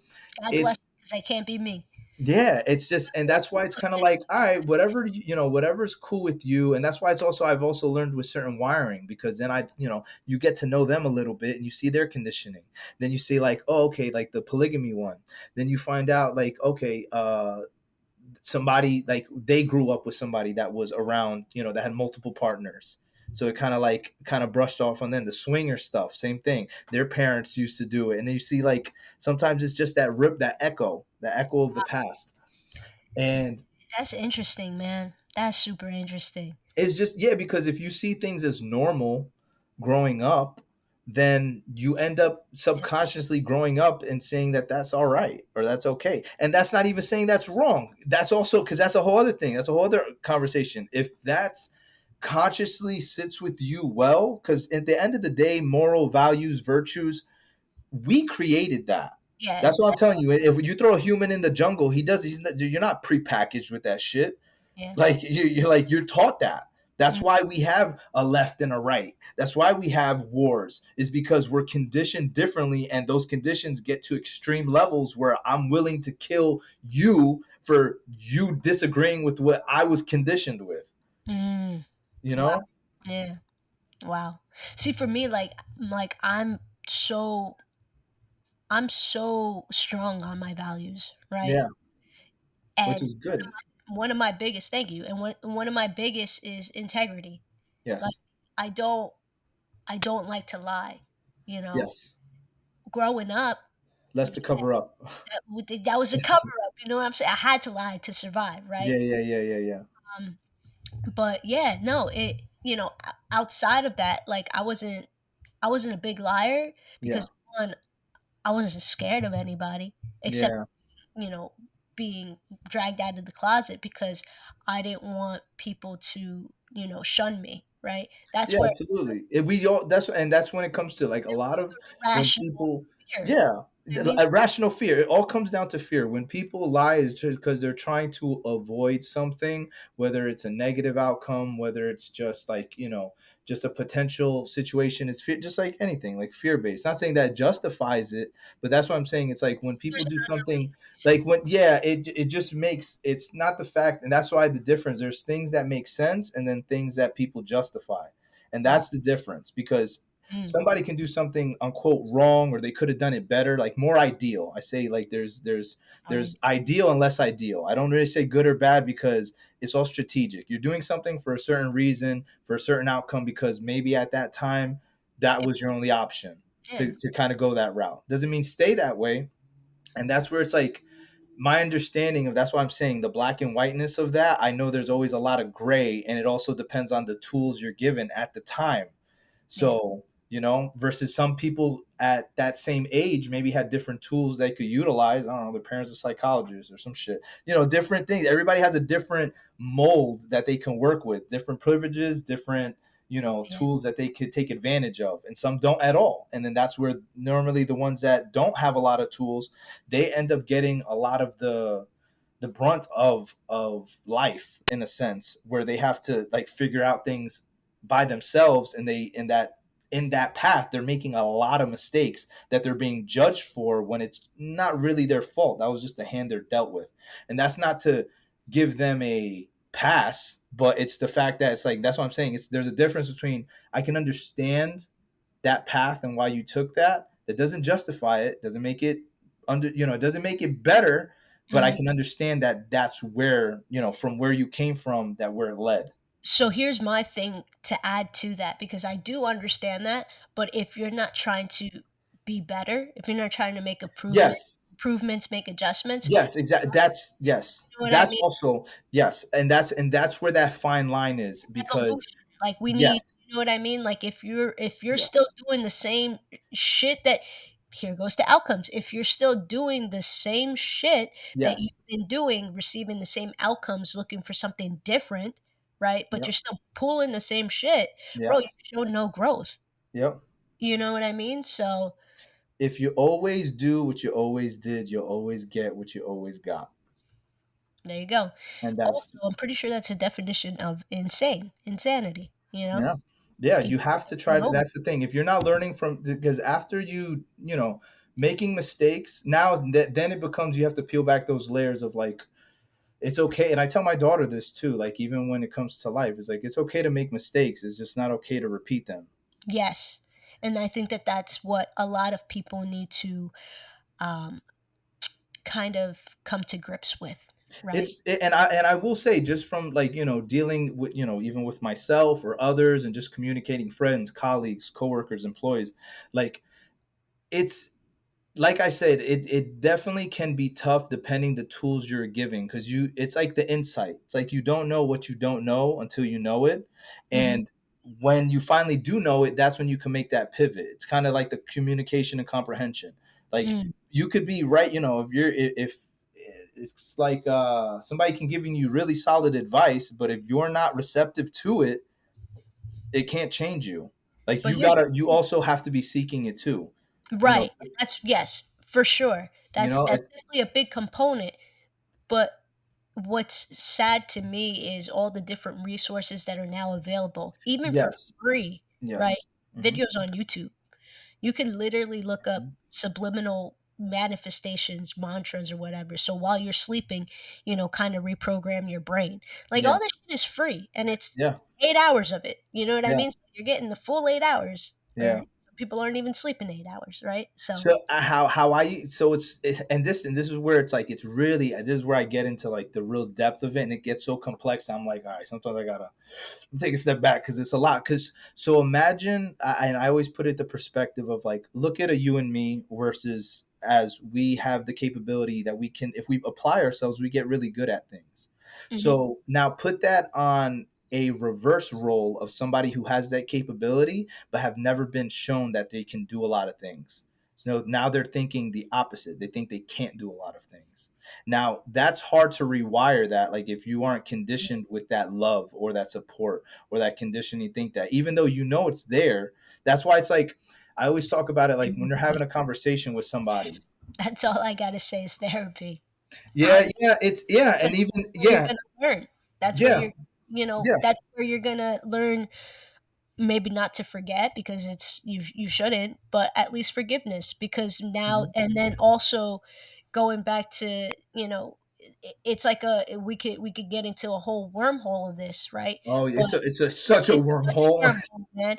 But we could get into a wormhole of that's where you start to learn compassion and realize that that person couldn't give you what you wanted because they didn't have it in themselves, and now you know what I mean, and Yeah. that they were doing what made sense for them at that That's why, time, but and that's maybe also where people like where there's people who don't find therapy beneficial. That's where they end up transitioning to like the religious aspects and find that guidance. Because if you, it's all the that's one same. thing. Not the same, but yeah, it's all Well, it's and it's not to, because similar. I'm not knocking people's beliefs or whatever, but it's always that's it's always comes down to what I've noticed. If they don't take the therapy route, they do the religious route.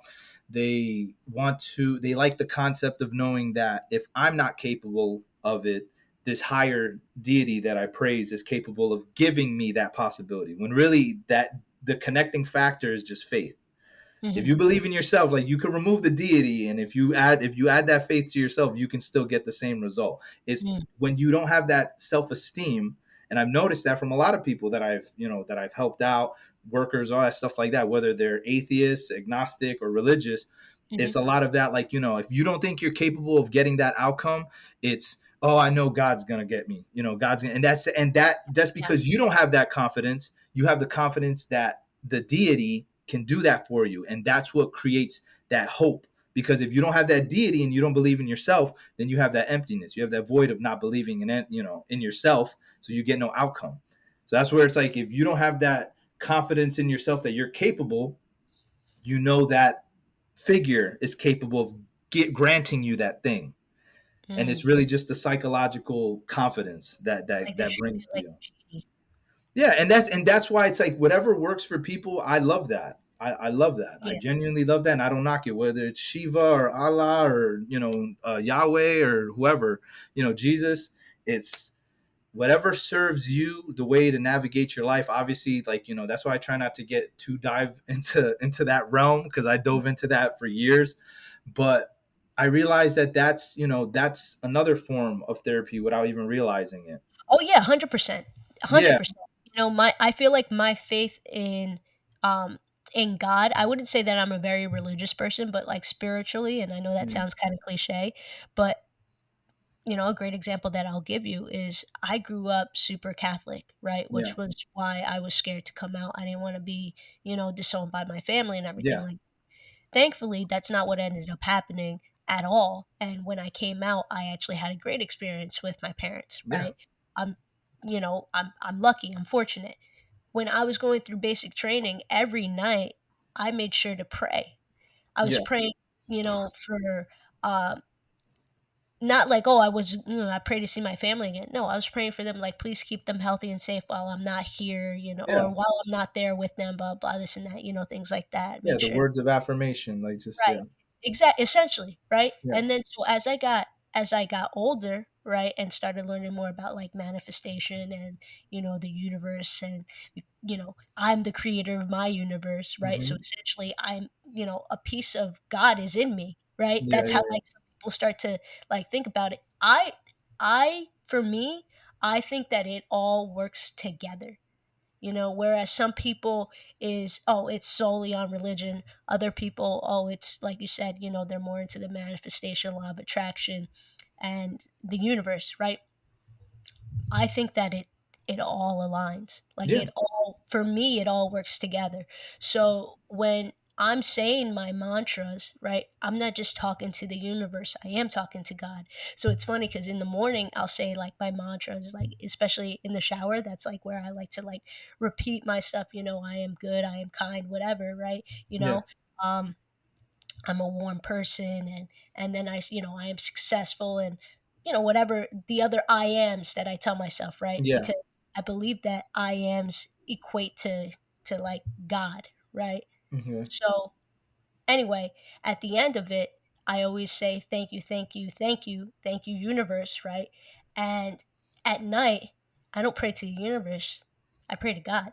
Thank you, Yeah. God, for this day. You know what I mean? Like, so Yeah. it's like I open So my yeah, I feel like universe it's goes to always the, God. yeah, because I feel like that's why, like, the wordplay of it is never as important, because whether they call you, some people interchange, they call God the universe and universe God, like, Mhm, so it's the religion. When you get into the religious aspect, then they get into the title, the actual name of whatever story they want to, they're linking it to, whether it's Hinduism or Buddhism or whatever.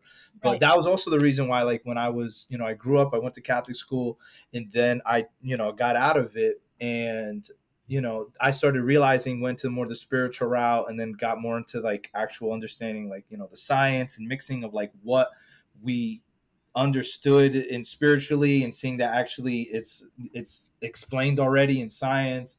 And so like one, or like RA, so the manifestation, here's a, before I'm gonna tie it back, but I'm gonna go a little off. So we have something called a reticular activating system that's in our brain. Now, that's in our frontal cortex, and that is, I might be wrong, but regardless of what it is that is what brings forth our conscious mind to seeing the world of how it is. So, in a good example, it's kind of like when you look at, it's kind of like when you're trying to buy a new car, right? Now, like, you're thinking about this certain car, now you're driving on the road and you see it everywhere now, all of a sudden. They just start popping up. That's Yeah. your RAS. So that's the same thing where neuroscience is connected to like the manifestation side of our life. Is that's what's bringing forth our conscious mind to be making sense of being aware of what are things. So like it kind of like if you're And we see it as reflecting signs. what? And we see it as a sign. And Oh, we that's see it as a a sign. sign, exactly, and then we're like, oh, that means this, or oh, so and sometimes that's a good thing, because then if like something doesn't work out our way, and we're like, oh, that was a sign to, you know that was We that was that was rationalize. meant for us, We because we changed the rationalize. lens. We Yes. changed the lens, and now, and that's the beauty of like when the manifestation sense of it, like you are manifesting it because you're consciously accepting and not accepting certain viewpoints, certain Mhm. lenses. And that's where it's like, because then sometimes, if somebody that who doesn't necessarily believe in that, they could go with the real like the real like not negative, but just I guess the non the non spiritual round. They'd be like, yeah, the only reason why you didn't get that is because you're fucking dumb, or whatever. Like, Yeah. because Yeah. it could have worked out, it just didn't happen From a because mythological standpoint, right? yeah, because sometimes because then Oh, I'm that's what I'm saying. The feeling worldviews of like it happened for a reason, and it's like, all right, no, well, the reason you could backtrack and find out what was the reason, instead of just being accepting it. right. But nevertheless, though, with the manifestation part, it's like that's what we need to practice. Is like, what are we bringing forth into our conscious mind, that how we look at the world. How we look at the world is what is really gonna change the reality of it. Because if you look at everything as a fucking, it's, if the glass is half full. Hey everyone, I wanted to quickly share with you this grooming product I've been using. It's called Rich Roots Beard Conditioning Moisturizer. Yes, I said beard, but hear me out. This is a product developed by a good friend of mine, Samson, who wanted to create an all-in-one beard care grooming product. That's why he decided to make it using all natural high quality ingredients such as beeswax, coconut oil, mango butter, and he uses lavender oil and eucalyptus oil to give it a great scent. This stuff is so amazing, it even has vitamin E, which is why I decided to use it on my hair. It's promoted everything from shine to hair growth and locks in moisture. I've been getting so many compliments on my curls. I truly love this stuff. That's why you should go pick yourself some up and give it a try. Head over to Rich Roots and type in code Mish at checkout to save yourself 15%. That's Mish, Meesh, at checkout, and let them know that I sent you. And not half empty. Like that perspective of looking at everything is what's going to allow you to either pursue or stop things. Hmm. Like, because then if you think it's half empty, then you're like, damn, I don't want to waste anymore. you Right. know but then if you see it's half full, be like, damn, there's still more to go. There's still, yeah. Yeah. you know Right. and then that's what prevents people from progressing, That's a or different way things. to look at by the way, the glass analogy right there, because most people, oh, positive or negative, but you're looking at it as a like more ambition, right, versus stagnant. Yeah. Essentially, Y- it's a good outlook. There's different so ways to look at it. there's always Yeah. a different way. That's why, like, what I learned with faith, like, that's, faith is going to hope and faith are going to be our strongest our strongest, how can I say, allies when it comes to life, because we have to fabricate that ourselves. We have, that's really what it comes down to. And that's why I'm saying it's like there's the people who, you know, who are raised without God and then get God in their life, and then the ones who were raised with God in their life and they leave that and they realize that, and that's, and then they're like, that didn't help me. Just because at that time in their life, whatever you go through, whether it makes sense, doesn't make sense, if it's serving you, because Mhm. it's like somebody who's atheist who can have all the answers, or somebody who's spiritual or religious giving all their insights. And even if one is being proved wrong and it's like clear rational data, like factual, all this stuff like that, or it truly makes sense and connects, whatever you've been embedded or adopted already so deeply, then you stick with that. It's that cognitive bias, that what's it called,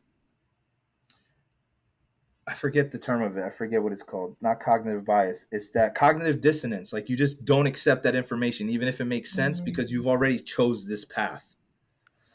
And I feel like a it's, lot of people get stuck in that, and that could also be very yeah, dangerous a too. lot of people get stuck in that because, Narrow-minded. and that's why we're so layered and complex when it comes to our mind, because of what we are trying to do with life and what we consider important. Like, what am I really trying to do? Am I just trying to survive? Am I in a good position now? Like my bills are paid, or this, if I get with this guy or this girl, they might fuck me up. Or I see that their bills aren't, and it's all strategic. Everything in life is strategic. You just have to know what you're capable or not. Fuck around and find out is also a good method, but that's also, you have to be willing to accept that when you fuck around, you do find out. And sometimes Right. that might set you ahead, but that also might set you back. But as long as you're willing to accept that it could do either or, then Hmm. you're okay. Because it's really that. When you're blindsided by a choice, that means you really didn't think about it. Right. Yeah. Because there's always more than one Yeah. outcome, Yeah. right? There's always, yeah. Because you could, whether you think Or something, possibility of an outcome, right? Yeah. every choice has a pro and con. It's just Yeah. if you are just, you know, Sometimes multiple. yeah, or Multiple. multiple. You know Yeah, what I mean? exactly. Yeah. Exactly. You And learn that sometimes in if we math. just do it, if we just do the choice, and this happens, and that, we just did it because we were like, all right, we're just going to do it.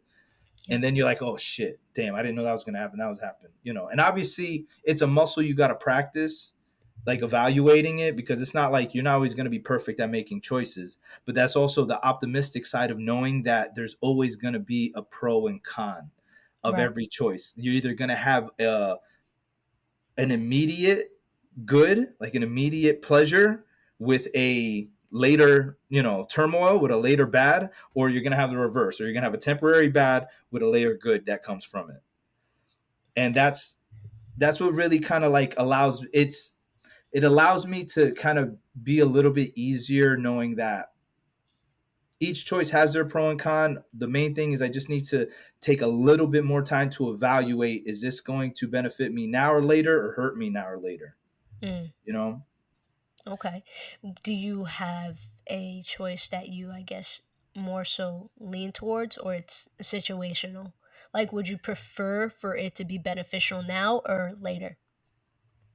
I think it would be situational. It's if it's more of a, if it's really like a experimental type of choice, like if it's something like you really don't know the outcome, like you're just like something new, like you're trying something new, like you don't know whether it's in a business endeavor, you're trying a product out, you're trying a new type of person or Yeah. anything like that, because you don't know. So you're just seeing like, all right, I'm gonna, you throw it to the wall and see what sticks type of situation It's that sometimes. Like instant reward. that's a true fuck around and find out moment, where you're like, I'm accepting that I don't know what's gonna happen, but Mm. you accept that whatever does happen, you brought that upon yourself. It's really I just could the never be that person. accountability. I What? could never be that person. Like, so I have the option, right, to, let's say I wanted to get into barbering for real, right? Yeah. And I want to go to school for it, which I do, I just don't have the funds, right? Okay. But if I apply to go full time, get a loan, and leave my job, it's an option, but I got Yeah. to leave my job. Yeah. You know what Strategic. I mean? Strategic. That's what I'm yeah. not willing to leave my job Yeah, right which is fine, and now. You that's know what I mean? yeah, and Yeah. that's the point. You thought about that, and that was the pro and con. You're like, am I? Do I? And that also sometimes reflects to us and talk. That's that it's that little conversation of us choosing not to do it is also or not willing to do it also shows that we don't want it that bad. Like we like it, we're enjoying it, but that might not be. We're not willing to risk what we have already for what So why I won't risk it is because I have responsibilities. exactly. You know what I mean? Yeah. Like if I was on my own and it was just gonna affect my health insurance, Yeah. sure, why not? Yes. But I gotta pay a house. I Yeah. have a wife I have to take care of who also relies on my health insurance. Yes. And I know that I'm getting paid well Hmm. right now. Like what like the risk doesn't outweigh the reward. Yes, exactly. And that's yep. Or And the that reward doesn't outweigh the risk, excuse me. yes, that You know is what I and mean? that is the thought that's the thought process of a provider, a strategic provider, because you have to sometimes sacrifice things of your own interest because you know you have a bigger mission to supply at the time. I think that some people too, because of having that, I guess, title, let's call it, right? Yeah. They start to feel lost in their purpose too, because they Yes. might feel like, so is my purpose just to provide? Yeah. You know You what I feel mean? kind And of it's boxed because then you feel like you kind of feel like you're shoved into this thing where now you have all like these duties and you're like, man, I really could be doing this I too. feel Or bad for those people though, because I feel like a lot of the times people that have those types of thoughts are people that unfortunately don't have a different way of thinking. yeah. Whereas, again, I think that when it comes to thinking, I think I'm a little bit more evolved and I'm a little bit, like I said, I have that self awareness. So I Mhm. have, I tend to be more responsible and everything. And I could see the different views of things. It's not just one way, right? So Mhm. I may not be fulfilling the purpose that I want, but I also don't feel like I'm on this world to just meet one purpose. Yeah. You know what I mean? Like, I don't Yeah, think yeah, yeah, exactly. Purpose is like that, purpose and is that's the whole thing and that's you know, great too. but Yeah, there's other purpose people we where make. Purpose right. is what we like. We're not. That's the thing that I think people get lost in, and they think like this is Mhm. my purpose. No, you can do whatever you And it want. could be more than one thing. It You could doesn't be have more to just than be one one thing. thing.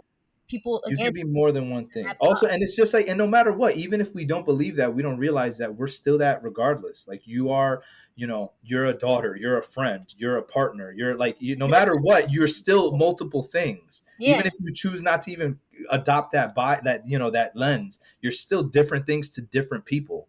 but Like some people you feel like serve a different purpose. some people like that feel like, "And what, then I just die? Like, that's all I was meant for?" And it's like, if Those that's how you're looking at it, Yes, yeah, exactly. That exactly. It's because you know? they're not taking the time to be like, what do I actually believe in? What do I actually like? Like, I know what what I really bothers me yeah, enough that I want to change? Like, I want to change it. That's normally it is. You find an issue. Like when you find purpose, it's it's normally what is an issue that's bothering me. Let's say, or if it's like, it could be anything. Like it's you can be an advocate for something. All right, like whether it's child abuse or something like whatever or whatever you've gone through you can use that as that's your purpose. So like me, my like one of my purposes one is being a dad, being a present dad. I didn't have that, so that was a purpose of mine that I get to be what I never got. But then yeah. not only that, it's like all what I've learned, everything that I've collectively learned through my life alone through trial and error. I can also another purpose for that is I get to share it and expand other people's minds so they don't have to go through all the trial and error that I went through, you know Yeah, and it's and that's like really how vessel. we can and that's how we can peel ourselves is just we just need to take that time to like what bothers us. What bothers me is knowing that there are people who like me growing up didn't have support, who didn't have a guide, who didn't have somebody to kind of walk with them while they were going through something. So I get to be that now. See, I look at it a little differently in the sense of I feel fulfillment. You know what I Yeah. mean? So even just having, the responsibility or whatever of being a wife, a daughter. Yeah, yeah, One no second, problem. my bad. No, you're good. All right. So what I was saying is, for me, it's fulfillment, right? So just fulfilling that. I don't want to say obligation because sometimes people tie obligations to like a negative thing, right? But let's say just I feel fulfilled being a daughter, a wife.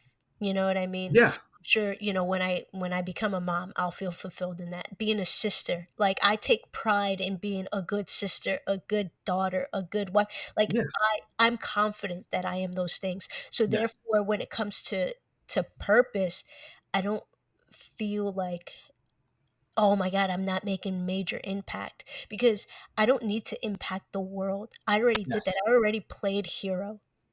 I was in the Yes. military. That to me was a big purpose. Mm, And you know, it impacted me so much that when I got out of the service, I suffered this identity crisis because it was like I no longer was a service member. I couldn't feel like a veteran, right? I had like this like imposter syndrome, almost like, really, like I got to identify as a veteran now. I don't feel like I've earned that, even though I did, right? yeah.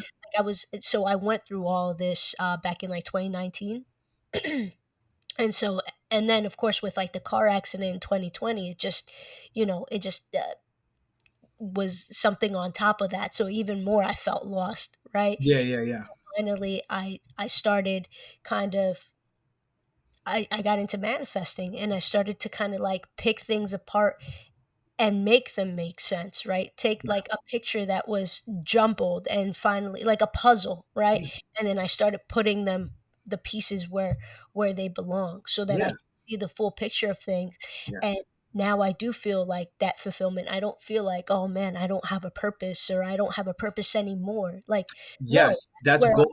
That's called gold medal syndrome in mm, psychology. It's like when when you live your whole life to achieve like this gold medal, like Olympic people go through this, and their yeah, whole life they're bred to get this gold medal, and they finally win it. Now they have this void because they achieved it, and now they're like, what's my sense of purpose? And they go through like a depressive thing, and it's and like yeah, it's the fulfillment of like finding a new journey or a new pursuit, a new service, a new I agree 100%. Yeah, so that's when it comes to like you reaching that point I didn't realize is there was something called for it. Thank God there's a name. I thought, yeah, so I'm not the only one that's felt that way. yeah, yeah, yeah, yeah. Gold medal syndrome. Yeah, Wow.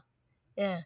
That's I learn something every day, man. yeah, yeah, Um, yeah. It's cool, and that's the thing. And when it comes to that with purpose and all that stuff, that's why like I don't really, you know, sometimes that's why like labels and identifiers are what allow us to kind of give us a direction because like it's like a GPS. If you don't know where you're going, then you where are you going?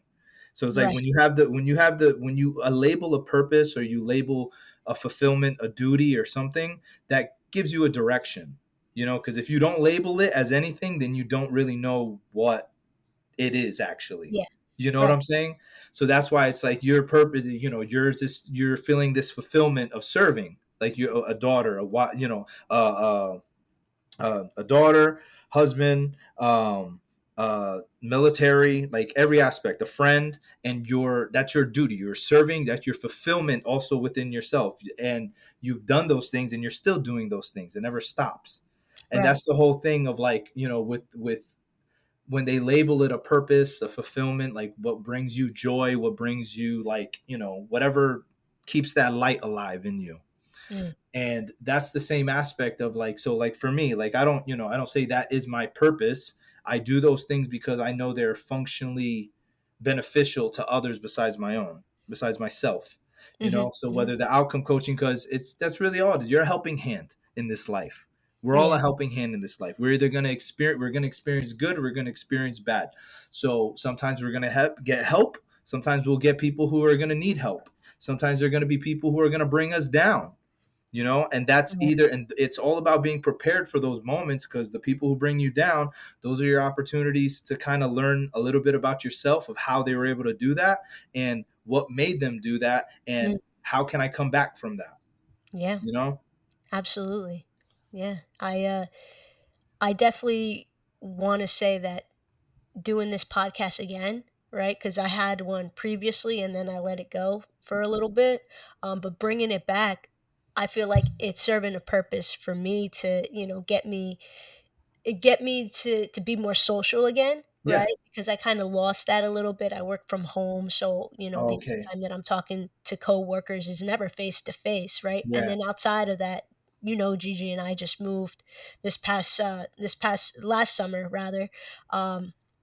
So we don't have a lot of friends out here either. You know Yeah. what I mean? Yeah. So the Yeah. only person that I'm really socializing with is my wife, right? And people need more than that. So this Yes. has been a good avenue, right, for me Mm. to start socializing again and being myself the way that I used to be. That, like, telling the jokes, like you said, kind of like a sharp tongue, because I have a sharp tongue too. Yeah. Yeah. I Yeah. I tend to think that I'm more funny and witty though, as opposed to like being like cruel. Like I Yeah. never Yeah. mean to be Yeah. Yeah. cruel. Yeah. I Exactly. Like I crucial just try to, or anything like yeah, that. Yeah.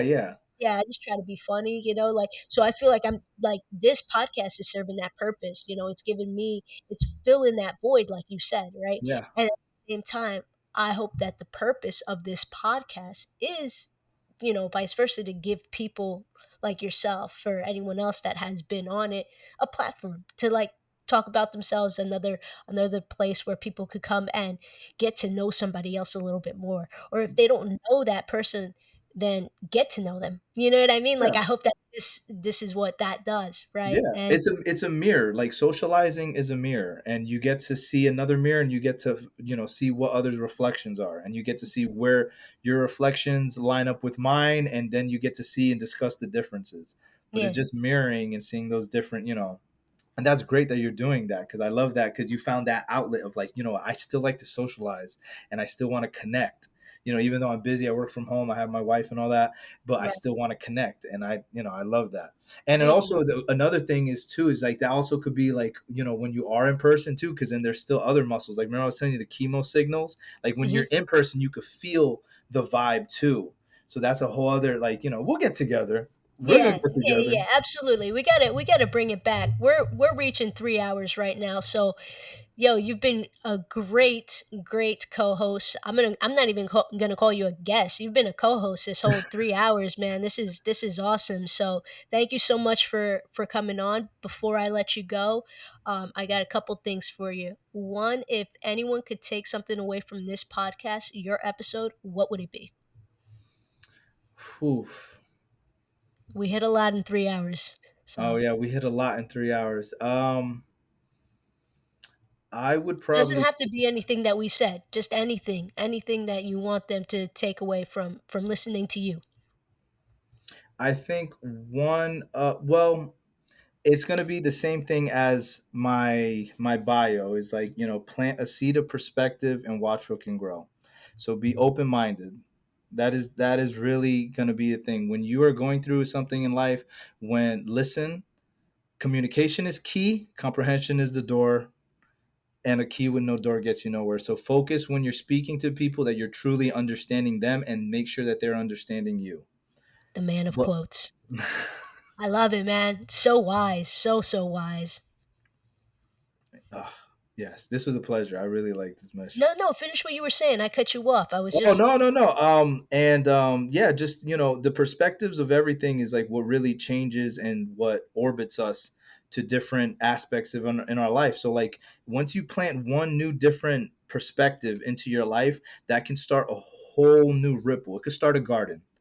that's I love that, man. Thank you. Thank you for dropping that free chicken, as one of my other guests likes to say. Free chicken, some free protein for the bros, you know what I'm saying? But no, man, it definitely has been a pleasure. I'm so happy that I got to meet you. You grew up with Like, my wife, really close friends. So yeah, it's awesome. You're always so pleasant to talk to, and we're gonna do this again. Maybe next time we'll be in person, right? yes, So definitely. yeah, yeah, we're gonna just We're gonna bounce lock off of that each in other. soon. Yeah, Yeah, absolutely, man. I'll You bring the you've been lights. great. The last, yeah, yeah, bring the lights, yeah. You got a whole light show, man. The last thing that I got for you is, where can the listeners find you? You can find me right now on Instagram, mainly at Isaiah.indepth.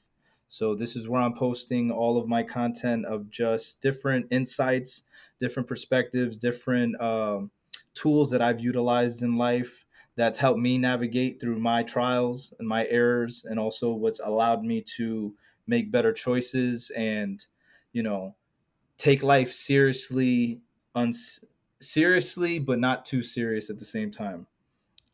That is seriously funny, like that hyperbole, right? Yeah, I always love stuff like that, man.